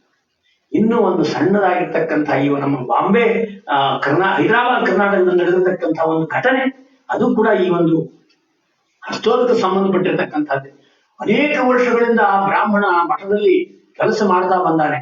25-30 ವರ್ಷಗಳಿಂದ ಕೆಲಸ ಮಾಡ್ತಾನೆ. ಒಳ್ಳೆಯ ರಾಯರ ಭಕ್ತ. ಆ ಒಂದು ಕಾರ್ಯವನ್ನ ಮಾಡ್ತಾ ಇರ್ಬೇಕಾದ್ರೆ ಆ ಸಂದರ್ಭದಲ್ಲಿ ಒಂದು ದಿವಸ ಮನೆ ಒಳಗಡೆಗೆ ಅವರ ಮನೆಯವರಿಗೆ ಊಟಕ್ಕೆ ಬರ್ಲಿಕ್ಕೆ ಅನಾನುಕೂಲ. ಆ ಒಂದು 3 ದಿನಗಳ ಕಾಲ ತಾಯಿ ಕೂಡ್ತಕ್ಕಂತಹ ಸನ್ನಿವೇಶ ಇದೆ. ಆದರೆ ಮಠದ ಒಳಗಡೆಗೆ ಈತ ತನ್ನೆಲ್ಲ ಕಾರ್ಯವನ್ನು ಮುಗಿಸಿದ ನಂತರವಾಗಿ ಮನೆಗೆ ಒಯ್ಯಬೇಕು. ಕ್ಯಾರಿಯರ್ ತಂದಿದ್ದ ಮನೆಗೆ ಎಲ್ಲವನ್ನು ಕೂಡ ಹಾಕೊಂಡು ಹೊರಡ್ಲಕ್ಕತ್ತ. ಅಲ್ಲಿರ್ತಕ್ಕಂಥ ಒಂದು ಸಾತ್ವಿಕ ಬ್ರಾಹ್ಮಣ ಅಂದ, ಅಲ್ರಿ ಆಚಾರ್ಯ ನೀವೇ ಹಿಂಗ್ ಮಾಡಿದ್ರೆ ಹೆಂಗು? ಈಗಿನ ಹಸ್ತೋದಕ ಅಲಂಕಾರದವ್ರು ಊಟ ಆಗಿದೆ, ಇನ್ನು ಬ್ರಾಹ್ಮಣರ ಊಟ ಇದೆಲ್ಲ ಆಗ್ಬೇಕು. ಈ ಊಟ ಇದೆಲ್ಲ ಆಗ್ತಕ್ಕಂತಹ ಸಂದರ್ಭದಲ್ಲಿ ಯಾರು ಈ ಸಂದರ್ಭದಲ್ಲಿ ಊಟ ಮಾಡಬಾರ್ದು ಅಂಥವ್ರಿಗೆ ಮನೆಗೆ ತಗೊಂಡು ಹೋದ್ರೆ ಸರಿ ಅನ್ಸೋದಲ್ಲ, ಅದಕ್ಕೋಸ್ಕರವಾಗಿ ಒಯ್ಬಾಡ್ರಿ ಅಂತ ಸಿಟ್ಟು ಬಂತವನಿಗೆ. ಆಚಾರ್ಯ ಏನಂತಿ ನೀನು? ನಾನು ಎಷ್ಟು ದಿವಸ ರಾಯರ ಸೇವೆ ಮಾಡೀನಿ, ಅಷ್ಟು ವಯಸ್ಸಲ್ಲಿ ನಿನಗೆ ನನಗ್ ಒಯ್ಬಾಡ ಅಂತೀಯ ನೀನ್ ಯಾರು ನೀನು ಅಂತ. ಅದಂತ ಅಲ್ರಿ ನಾ ಏನ್ ಹೇಳಿ ನಿಮಗ, ಯಾಕಷ್ಟು ಸಿಟ್ಟಿಗೆ ಹೇಳ್ತೀರಿ? ಈಗ ನೀವು ಒಯ್ತಕ್ಕಂಥದ್ದಲ್ಲ, ಇನ್ನು ಅಲಂಕಾರ ಬ್ರಾಹ್ಮಣರು ಊಟ ಆಗಿಲ್ಲ, ಊಟ ಆಗಿಲ್ಲ. ಈಗಿನ ಬ್ರಾಹ್ಮಣ ಊಟ ಕೂಡ್ಬೇಕು, ಅವ್ರ ಊಟಕ್ಕೆ ಹಾಕಿ ನೀವು ಒಯ್ರಿ, ಈಗ ಮನೆಗೆ ಒಯ್ಯೋದು ತಪ್ಪು ಅಂದ್ರೆ ನೀವ್ ಯಾಕೆ ಹಿಂಗ್ ಮಾಡ್ತೀರಿ ಅಂತ ಹೇಳಿ ಅವನು ಜೋರ್ ಮಾಡಿದ. ನಿನಗ ಹಂಗೆ ಹಿಂಗೆ ಅಂತ ಹೇಳಿ ಇವ್ರು ಬೈದ್ರು ಅವ್ರು ಬೈದ್ರು, ಬಹಳ ಒಬ್ಬರಿಗೊಬ್ರು ಇದಾಯ್ತು. ಅವ ಯಾರು ಒಯ್ಬಾಡ ಅವನ ಪರವಾಗಿ ಒಂದ್ 4 ಮಂದಿರು ಮಾತಾಡ್ಬಿಟ್ರು. ಈ ಬ್ರಾಹ್ಮಣಿಗೆ ಸಿಟ್ಟು ಬಂದ್ಬಿಡ್ತು. ಸಿಟ್ಟು ಬಂದು ಏನ್ ಹಾಕೊಂಡಿದ್ದ ಅದನ್ನೆಲ್ಲ ಘಟಾರ ಚೆಲ್ಬಿಟ್ಟಲ್ಲೇ. ಘಟಾರ ಚೆಲ್ಲಿ ಇವತ್ತಿನ ದಿವಸ ನಮ್ಮ ಮನೆಗೆ ಏನೋ ಊಟ ಇಲ್ಲ ಅಂತ ಮಾಡಿದ್ರೆ ನೀವು ನೋಡ್ರಿ, ನಮ್ಮ ಮನೆಗೆ ಹೋಗಿ ನಾ ಮಾಡ್ತೀನಿ ಅಂತೇಳಿ ಮನೆಗೆ ಹೋಗಿ ಹೆಂಡತಿಗೆ ಶಿರಾ ಪುರೆ ಮತ್ತೊಂದು ಮಾಡಿ ಅಡಿಗೆ ಮಾಡಿ ಆಕಿಗೆ ಎಲಿ ಹಾಕಿ ಇನ್ನೇನು ಊಟಕ್ಕೆ ಹಾಕ್ಬೇಕಂತ ಹಾಕ್ಲಕ್ ಹೋಗ್ತಾನೆ. ಅವತ್ತಿನ ದಿವಸ ಏನು ಬಡಿಸ್ತಾನೆ ಅದು ಯಾವುದು ಆಕಿಗೆ ಹೋಗ್ತಾ ಇಲ್ಲ. ಅದನ್ನ ಮುಟ್ಲಕ್ ಹೋದ್ರೆ ಬಾಯಿ ಉಬ್ಬಳಿಕ್ ಬರ್ತದೆ, ಅದನ್ನ ಒಟ್ಟ ಆ ಅಕ್ಕಿಗೆ ದಿವಸ ಅವತ್ತಿಗೆ ಊಟಕ್ಕೆ ಹೋಗ್ಲಿಲ್ಲ. ಅವತ್ತಿನ ಬಾಯಿ ಉಬ್ಬಳಿಕೆ, ಅವತ್ತಿನ ವಾಂತಿ, ಅವತ್ತಿನಿಂದ ಅನ್ನ ಕಟ್ಟಿದ್ದು ಒಂದ್ ಅಗಳು ಒಳಗ್ ಹೋಗ್ಲಿಲ್ಲ. ಎಲ್ಲಿವರೆಗೂ ಹೋಗ್ಲಿಲ್ಲ? ಸಾಯ ತನಕ ಹೋಗ್ಲಿಲ್ಲ. ಹಿಂದಿನ ದಿವಸ ಏನು ರಾಯರ ಒಂದು ಹಸ್ತೋಕ್ಕ ತಂದು ಹೊತ್ತಾಗಿ ಏನು ಊಟ ಮಾಡಿದ್ರಲ್ಲೋ ಅದೇ ಊಟವೇ ಕೊನೆಯಾಯ್ತು. ಹಾಗಾದ್ರೆ ನೀವು ಈ ಸಂದರ್ಭದಲ್ಲಿ ಆ ಒಂದು ರಾಯರು ಅಂದ್ರೆ ಅಗಮ್ಯ ಮಹಿಮರು. ರಾಯರು ಶಾಪಾನುಗ್ರಹ ಶಕ್ತಿಯನ್ನು ರಾಘವೇಂದ್ರ ಅನ್ನ ವಿದ್ಯತೆ ಅಂತ ಹೇಳುವಾಗ ನೀವೇನ್ ಹೇಳ್ತೀರಿ? ರಾಯರು ಶಾಪಾನುಗ್ರಹ ಶಕ್ತಿ ಅಲ್ಲಪ್ಪ, ಶಾಪವನ್ನು ಕೊಟ್ಟಾರು ಅನುಗ್ರಹವನ್ನು ಮಾಡ್ಯಾರು ಅಂತಲ್ಲ, ಶಾಪವನ್ನ ಕೊಡಲಿಕ್ಕೆ ಆ ಅರ್ಹನಿರ್ತಕ್ಕಂಥ ವ್ಯಕ್ತಿಗೂ ಕೂಡ ಅನುಗ್ರಹ ಮಾಡಬಲ್ಲರು ನಮ್ಮ ರಾಯರು ಅಂತ ನೀವು ಹೇಳ್ತೀರಿ.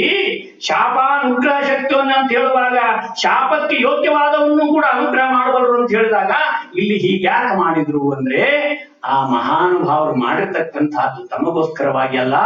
ನಾವು ತಿಳ್ಕೋಬೇಕು, ಭಗವಂತ 5 ರೂಪದಿಂದ ಅದನ್ನ ಆ ಒಂದು ಅವತ್ತಿನ ಆ ಹಸ್ತೋದ ನೈವೇದ್ಯವನ್ನು ತೆಗೆದುಕೊಂಡಿರ್ತಾನೆ. ಆ ಲಕ್ಷ್ಮೀ ದೇವಿಗೆ, ಆ ರಮಾ ಬ್ರಹ್ಮಾದಿಗಳಿಗೆ ಆ ನೈವೇದ್ಯ ಆಗಿರ್ತದೆ.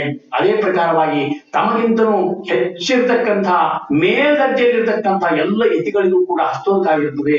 ತಮಗಿಂತ ಮೇಲಿನವರು, ಆಮೇಲೆ ರಮಾ ಬ್ರಹ್ಮಾದಿಗಳು, ಅದೇ ಪ್ರಕಾರವಾಗಿ ಭಗವಂತ, ಇವು ಎಲ್ಲರ ಒಂದು ಆ ನೈವೇದ್ಯ ವೈಶ್ವದೇವ ಹಸ್ತೋದಕ ಆಗಿರ್ತಕ್ಕಂಥ ಅಡಿಗೆಯನ್ನ ಆ ಮಠದ ಮುಂದಿನ ಘಟಾರಕ್ಕೆ ಕೆಡವಿದಾಗ ಯಾವ ರೀತಿಯಾಗಿರ್ತಕ್ಕಂಥ ಎಷ್ಟೇ ಶಾಪ ಕೊಡೋವರಿಗೂ ಅನುಗ್ರಹ ಮಾಡತಕ್ಕಂಥ ವ್ಯಕ್ತಿ ಆದ್ರೂ ತಡ್ಕೊಳ್ಳಲ್ಲ. ಯಾಕೆ ತಡ್ಕೊಳ್ಳಲ್ಲ ಅಂದ್ರೆ ನಮಗಿಂತ ದೊಡ್ಡವರಿಗೆ ಅವಮಾನ ಆದಾಗ ಆ ವ್ಯಕ್ತಿಗೆ ಶಾಸ್ತಿ ಆಗಲೇಬೇಕು. ಅದಕ್ಕೋಸ್ಕರವಾಗಿ ನಾವು ತಿಳ್ಕೋಬೇಕಾಗ್ತದೆ, ನಾವು ರಾಯರ ಪ್ರಸಾದ ಕೇವಲ ಊಟ ಅಲ್ಲ, ಅದು ಊಟಕ್ಕೋಸ್ಕರವಾಗಿ ಮಠ ಅಲ್ಲ, ಅದು ಅಮೃತ ಸಮಾನವಾಗಿರ್ತಕ್ಕಂಥದ್ದು. ನಿನ್ನ ಅಂಗಳದಲ್ಲಿ ಹಿಡಿ ಅನ್ನವನ್ನು ಹಾಕು ಅಂತ ನಾವು ಹೇಳಿದಾಗ ರಾಯರ ಅಂಗಳದಲ್ಲಿ ಮಣ್ಣಿರ್ಲಿ, ಉಸುಕಿರ್ಲಿ, ಕಲ್ಲಿರ್ಲಿ, ಮಂದಿ ಕಾಲ್ ಬಡಿಸಲಿ, ಬೇಕಾದಾಗ್ಲಿ, ಅಲ್ಲಿ ಯಾವುದನ್ನು ಕೂಡ ನಾವು ಮನಸ್ಸಿನಲ್ಲಿ ತಂದುಕೊಳ್ಳುವ ಹಾಗಿಲ್ಲ. ಅದು ಊಟವಲ್ಲ, ಅದು ಅಮೃತಕ್ಕೆ ಸಮಾನವಾಗಿರ್ತಕ್ಕಂಥದ್ದು ಅಂತ ಹೇಳಿ ಅದನ್ನ ನಾವು ತಿಳ್ಕೋಬೇಕಾಗ್ತದೆ. ಈ ರೀತಿಯಾಗಿರ್ತಕ್ಕಂತಹ ಒಂದು ಪವಾಡಗಳನ್ನು ಕೂಡ ಮಾಡಿ ಆ ಮಹಾನುಭಾವರು ನಮಗೆ ಆ ಒಂದು ಎಚ್ಚರಿಕೆಯನ್ನು ಕೊಟ್ಟಿರ್ತಕ್ಕಂಥವರಾಗಿದ್ದಾರೆ. ಈ ಪ್ರಕಾರವಾಗಿ ರಾಯರ ಒಂದು ಚಿಂತನೆಯನ್ನು ನಾವೆಲ್ಲರೂ ಕೂಡ ಮಾಡ್ತಾ ಇದ್ದೇವೆ. ಈ ರೀತಿಯಾಗಿ ವಿಜಯದಾಸರಿಗೂ ಕೂಡ ಅನುಗ್ರಹ ಮಾಡಿರ್ತಕ್ಕಂತಹ ಮಹಾನುಭಾವರು ಜಗನ್ನಾಥದಾಸರು ಶ್ರೀನಿವಾಸಾಚಾರ್ಯರಾಗಿರ್ತಕ್ಕಂಥ ಸಂದರ್ಭದಲ್ಲಿ ಆ ಒಂದು ತಮ್ಮ ವಿದ್ವತ್ತಿನ ಆಢ್ಯತೆ, ತಮ್ಮ ಒಂದು ಪಾಂಡಿತ್ಯ, ಅದರ ಎಲ್ಲದರ ಮಧ್ಯದಲ್ಲಿ ವಿಜಯದಾಸರು ಆ ಒಂದು ಭಿಕ್ಷೆಗೆ ಕರೆದರೂ ಕೂಡ ಆ ಒಂದು ಶ್ರೀನಿವಾಸಾಚಾರ್ಯ ಅವತ್ತಿನ ದಿವಸ ಹೋಗದೇ ಇರುವಾಗ ವಿಪರೀತವಾಗಿರತಕ್ಕಂತಹ ಉದರ ಬೇನೆಯನ್ನ ತಾಳಲಾರದ ಎಲ್ಲ ಕಡೆಗೂ ಕೂಡ ಅಡ್ಡಾಡಿ ಅಡ್ಡಾಡಿ ಅಡ್ಡಾಡಿ ಅಡ್ಡಾಡಿ ರಾಯರ ಹತ್ತಿರ ಬಂದು ರಾಯರ ಒಂದು ಸೇವೆಯನ್ನ ಮಾಡಿದಾಗ ರಾಯರು ಅದಕ್ಕೆ ಸಮರ್ಥವಾಗಿರತಕ್ಕಂತಹ ಒಂದು ಉತ್ತರವನ್ನ ಕೊಡ್ತಾರೆ. ಏನು ಕೊಡ್ತಾರೆ ಗೊತ್ತಾ ರಾಯರ ಉತ್ತರವನ್ನ? ನೋಡಪ್ಪ, ಈ ಒಂದು ಸಂದರ್ಭದಲ್ಲಿ ಇದನ್ನ ಸಂಪೂರ್ಣವಾಗಿ ಪರಿಹಾರ ಮಾಡಬೇಕು ಆಗಿರ್ತಕ್ಕಂಥವ್ರು ಯಾರು ಗೊತ್ತಾ? ವಿಜಯದಾಸರು. ವಿಜಯದಾಸರ ಹತ್ರ ಹೋಗಿ ನೀನು ಅವರ ಅನುಗ್ರಹವನ್ನು ಸಂಪಾದಿಸಿದೆ ಅಂತ ಆದ್ರೆ ನಿನಗೆ ಖಂಡಿತವಾಗ್ಲೂ ಕೂಡ ಈ ಉದರ ರೋಗ ಹೋಗ್ತದೆ ಅಂದಾಗೆ ಆ ವಿಜಯದಾಸರ ಹತ್ರ ಹೋಗ್ತಾರೆ. ವಿಜಯದಾಸರು ಮತ್ತೆ ಗೋಪಾಲದಾಸರ ಹತ್ರ ಕಳಿಸ್ತಾರೆ. ಗೋಪಾಲದಾಸರು ಅವರಿಗೆ ರೊಟ್ಟಿಯನ್ನು ಮಾಡಿಕೊಡ್ತಾರೆ, ಭಕ್ರಿಯನ್ನು ಮಾಡಿಕೊಡ್ತಾರೆ. ಇದು ಎಲ್ಲವನ್ನೂ ಕೂಡ ನಾವು ಇತಿಹಾಸದಲ್ಲಿ ಕೇಳ್ಕೊಳ್ತಾ ಇದ್ದೇವೆ. ಈ ರೀತಿಯಾಗಿರ್ತಕ್ಕಂತಹ ಅನುಗ್ರಹವನ್ನ ರಾಯರು ಇವತ್ತಿಗೂ ಕೂಡ ಮಾಡ್ತಾ ಇದ್ದಾರೆ. ಯಾವ ರೀತಿಯಾಗಿ ಆ ಸುಜ್ಞಾನೇಂದ್ರ ತೀರ್ಥರ ಸಂದರ್ಭದಲ್ಲಿಯೂ ಕೂಡ ಹೇಗೆ ರಾಯರು ತಾವು ಎಲ್ಲರಿಗೂ ಕೂಡ ಥಾಮಸ್ ಮನ್ರೋಗೆ ದರ್ಶನ ಕೊಟ್ಟರು, ಆ ಸಂದರ್ಭದಲ್ಲಿ ಸುಜ್ಞಾನೇಂದ್ರ ತೀರ್ಥ ಇರ್ತಕ್ಕಂತಹ ಸಂದರ್ಭದಲ್ಲಿ ಬ್ರಿಟಿಷ್ ಅಧಿಕಾರಿನೂ ಬ್ರಿಟಿಷ್ ಅಧಿಕಾರಿ ಬಂದು ಎಲ್ಲರೂ ಕರೆದ್ರು. ಇಲ್ಲ ಸ್ವಾಮಿ, ಬ್ರಿಟಿಷ್ ಅಧಿಕಾರಿ ಬಂದಾನೆ, ಹಿಂದಕ್ಕೆ ಆ ರಾಯರ ಕಾಲಕ್ಕೆ ಆ ಬ್ರಿಟಿಷರು ಕೂಡ ಬಂದು ಹೋಗ್ತಕ್ಕಂತಹದ್ದಿತ್ತು, ಅವರಿಗೆಲ್ಲ ಅನುಗ್ರಹ ಮಾಡಿದ್ದಾರೆ, ನೀವು ಕೂಡ ಇದರಿಗೆ ಅನುಗ್ರಹ ಮಾಡಬೇಕು ಬರ್ತಾನೆ ಅಂದಾಗೆ. ಆದ್ರೆ ಸ್ವಾಮಿಗಳಿಗೆ ಮನಸ್ಸಿಲ್ಲ, ಅವನ್ ಏನಾದ್ರೂ ಮಾಡಿ ಅವಾಯ್ಡ್ ಮಾಡ್ಬೇಕು, ಅವನಿಗೆ ದರ್ಶನ ಕೊಡಬಾರದು ಅಂತ ಇವ್ರದಾಗಿತ್ತು. ಯಾಕಂದ್ರೆ ದರ್ಶನಕ್ಕೆ ಯೋಗ್ಯವಾಗದೇ ಇರತಕ್ಕಂತ ವ್ಯಕ್ತಿ ಅಂತ ಹೇಳಿ ಆತನಿಗೆ ಒಂದು ಗುರುಗಳಿಗೆ ಅನಿಸಿತ್ತು. ಆ ಸಂದರ್ಭದಲ್ಲಿ ಅಷ್ಟಾದ್ರೂ ಕೂಡ ಜನ ಬಿಡದೇನೆ ಅವ್ರನ್ನ ಕರ್ಕೊಂಡ್ ಬಂದು ಅವರಿಗೆ ಶೇಷವಸ್ತ್ರಾದಿಗಳನ್ನು ಇಟ್ಟು ಇವರಿಗೆ ಕೊಡಬೇಕು ಅಂತ ಹೇಳಿದಾಗ ಸ್ವಾಮಿಗಳು ಹಿಂಗ್ ಕೂತಿದ್ರು ಸುಜ್ಞಾನೇಂದ್ರ ತೀರ್ಥ ಶ್ರೀಪಾದಂಗಳವರು. ಅವನು ಬಂದು ನಮಸ್ಕಾರ ಮಾಡಿ ಅಂದ್ರು ಇವ್ರು ಮೊದಲು. ಅವನಂದ ಬ್ರಿಟಿಷ್ ಅಧಿಕಾರಿ, ಯಾರು ನಮಸ್ಕಾರ ಮಾಡಿ ಅಂತ. ಅಲ್ಲ, ಕೂತಾರಲ್ಲ ಸ್ವಾಮಿಗಳು ಮಾಡ್ರಿ. ಯಾರು ಸ್ವಾಮಿಗಳು ಕೂತಾರ? ಸ್ವಾಮಿಗಳು ಇದ್ದಾರಲ್ರಿ ನಿಮ್ ಮುಂದ, ಮೊದಲು ಇಲ್ಲೊಂದು ಶೇಷವಸ್ತ್ರದ ತಟ್ಟೆದ ಎಲ್ಲ ಇದು ಅವೆಲ್ಲ ಕಾಣಿಸ್ತಾವ, ನಿಮ್ ಸ್ವಾಮಿಗಳು ನಮ್ಗೆ ಕಾಣಿಸೋದು. ಏನ್ ಸ್ವಾಮಿ ಹಿಂಗಂತೀರಿ ಅಂತ. ಇಲ್ಲಪ್ಪ, ನಿಮ್ ಸ್ವಾಮಿಗಳು ನಮ್ಗೆ ಕಾಣಿಸ್ತಾ ಇಲ್ಲ, ನೀವೇನ್ ಸುಳ್ಳು ಹೇಳಕ್ಕಿಲ್ಲ, ಆದ್ರೆ ನನ್ನ ಪ್ರಾರಬ್ಧ ಹಂಗಿರ್ಲಕ್ಕಿಲ್ಲ ಅಂತ ಹೇಳಿ ಅಲ್ಲೇ ನಮಸ್ಕಾರ ಮಾಡಿ ಬಂದ್ ಹೇಳಿದ. ಇಲ್ಲಪ್ಪ, ಸಾಮಾನ್ಯರಾಗಿರ್ತಕ್ಕಂಥವ್ರಲ್ಲ, ಏನೋ ಎಲ್ಲರೂ ಕೂಡ ಆ ಮನ್ರೋನಂತನೇ ಆಗ್ತಕ್ಕಂಥದ್ದಲ್ಲ. ನಮ್ಮ ಒಂದು ಪಾಪ ನಮಗೆ, ಅವರ ಒಂದು ಪುಣ್ಯ ಅವರಿಗೆ, ಅದೇ ಪ್ರಕಾರವಾಗಿ ಈ ರೀತಿಯಾಗಿ ಎಲ್ಲರಿಗೂ ಕೂಡ ಅನುಗ್ರಹ ಆಗ್ತದೆ ಅಂದ್ರೆ ಆಗ ಮಹಾನುಭಾವರಾಗಿರ್ತಕ್ಕಂಥವ್ರು ಅದೆಲ್ಲವನ್ನು ಕೂಡ ತೆಗೆದು ಹೇಳಿನಲ್ಲಾಗ್ಲೆ ಆ ಹೆಕ್ಕಿ ನಮ್ಮ ಒಳಗಡೆ ಇರ್ತಕ್ಕಂಥ ಆ ಒಂದು ಪುಣ್ಯ ಪಾಪಾದಿಗಳನ್ನ ಅಳೆದು ನಮ್ಮೆಲ್ಲರನ್ನೂ ಕೂಡ ಅನುಗ್ರಹ ಮಾಡ್ತಾ ಇದ್ದಾರೆ. ಇಂಥ ಮಹಾನುಭಾವರ ಚರಿತ್ರೆಯನ್ನ ಆ ದಾಸ ಹೇಳಿದಂಗೆ ದಿನಕ್ಕೆ ಇದೆಲ್ಲವೂ ಕೂಡ ಪುಟಿದೇಳುತ್ತದೆ. ಯಾರು ಆರಾಧನೆ ಒಳಗೆ 3 ದಿವಸ ಈ ಜಗ್ಗಿನಿಂದ ನೀರು ಹಾಕಿದ್ರೆ ಅವನ ಹೊಲಕ್ಕೆ 3 ಇಂಚಿನ ಆ ಒಂದು ಬೋರು ನೀರು ಬಿದ್ದಿದೆ ಅಂತಕ್ಕಂಥದ್ದನ್ನ ನಾವು ನೋಡ್ತೇವೆ. ಇನ್ನೊಬ್ರು ಯಾರೋ ನಮಗೆ ಬಾಯಿನೇ ಇದ್ದಿಲ್ಲ, ಬಾಯಿ ಬಂದಿದೆ ಅಂತ ಹೇಳ್ತಾರೆ. ಇನ್ನೊಬ್ರು ಯಾರೋ ಮಕ್ಕಳೇ ಆಗಿದ್ದಿಲ್ಲ, ಮಕ್ಕಳಾಯ್ತು ಅಂತ ಹೇಳ್ತಾರೆ. ಇನ್ನೊಬ್ರು ಯಾರೋ ತಲೆ ಕೆಟ್ಟ ಹೋಗಿತ್ತು, ತಲೆ ಸರಿ ಆಯ್ತು ಅಂತ ಹೇಳ್ತಾರೆ.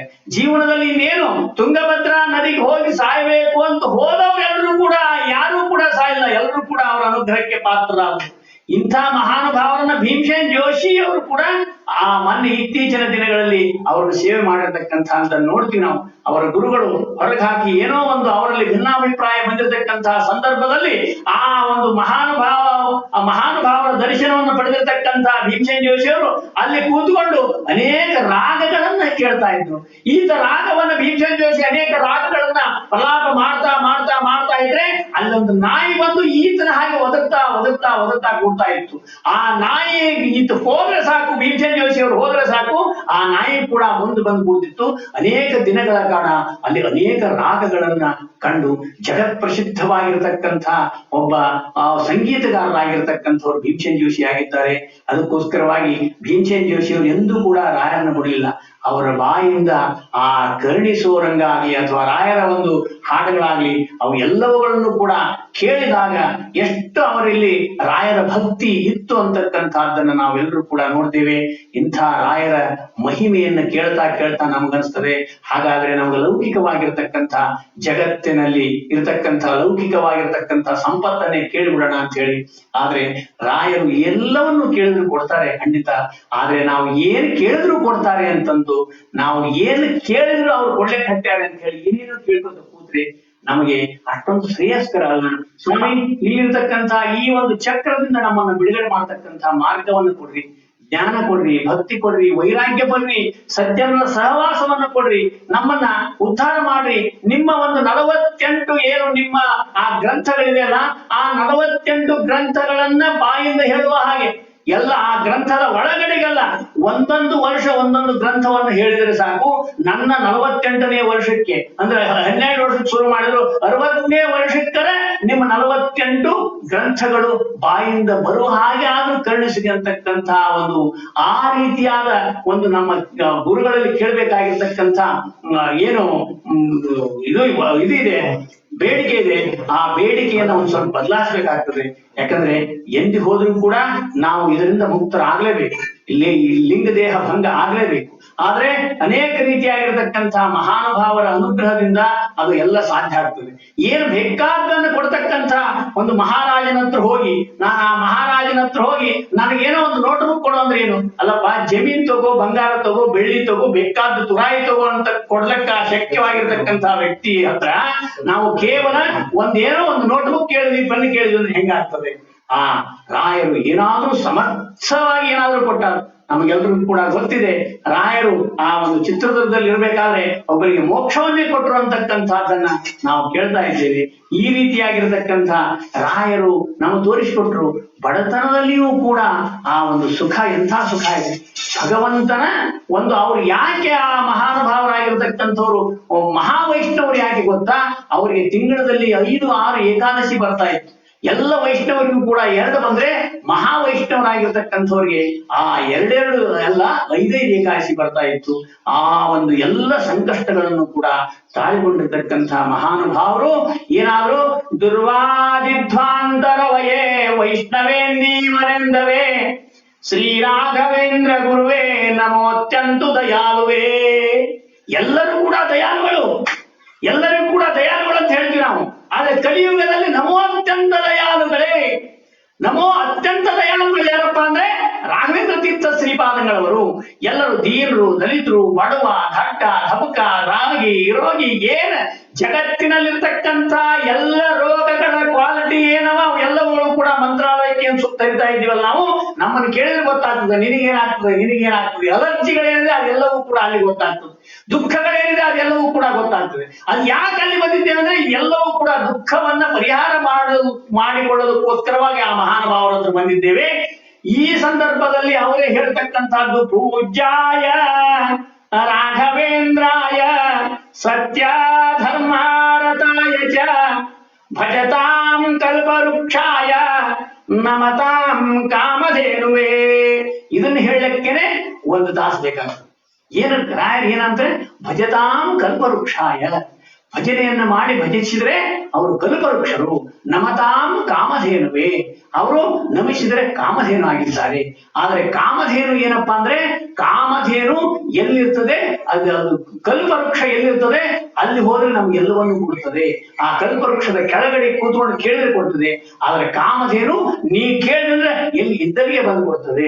ಈ ಒಂದು ಸಂದರ್ಭದಲ್ಲಿ ಇಂಥ ಕೊರೋನಾ ಕೋವಿಡ್-19 ಬಂದಾಗಿಯೂ ಕೂಡ ಈ ರೀತಿಯಾಗಿರ್ತಕ್ಕಂಥ ವಾತಾವರಣ ಎಲ್ಲೆಲ್ಲೂ ಕೂಡ ಧರ್ಮ ಕಾರ್ಯಗಳು ನಡೆದೇ ಇರತಕ್ಕಂಥ ವಾತಾವರಣದ ಮಧ್ಯದಲ್ಲಿಯೂ ಕೂಡ ರಾಯರ ಒಂದು ಆರಾಧನೆಯ ಸಂದರ್ಭದಲ್ಲಿ ನಾವು ರಾಯರನ್ನ ಆ ಸ್ತೋತ್ರ ಮಾಡದೇ ಇದ್ರೆ ಹಾಗೆ ಆರಾಧನೆ ಅಂದ್ರೆ ಕೇವಲ ತೀರ್ಥ ಪ್ರಸಾದಗಾದಿಗಳು ಮಾತ್ರ ಅಲ್ಲ.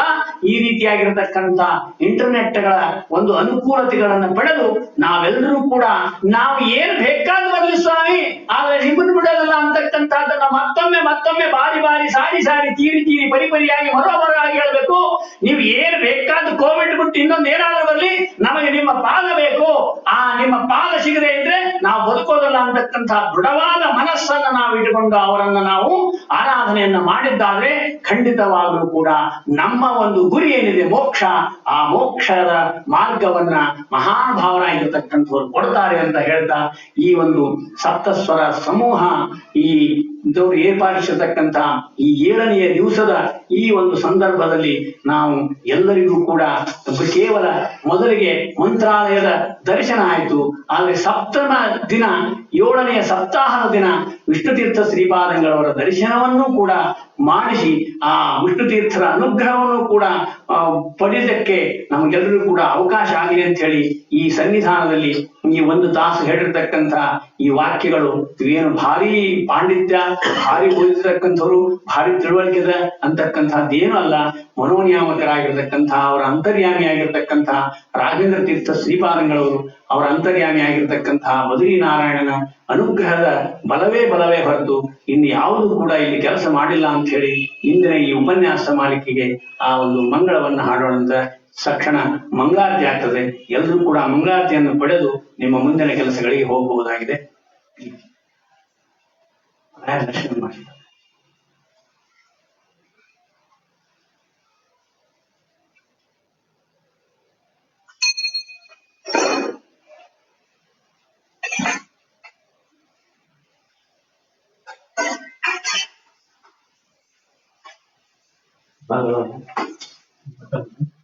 ಬೇರೆ ಮಂತ್ರ ಟೀಚರ್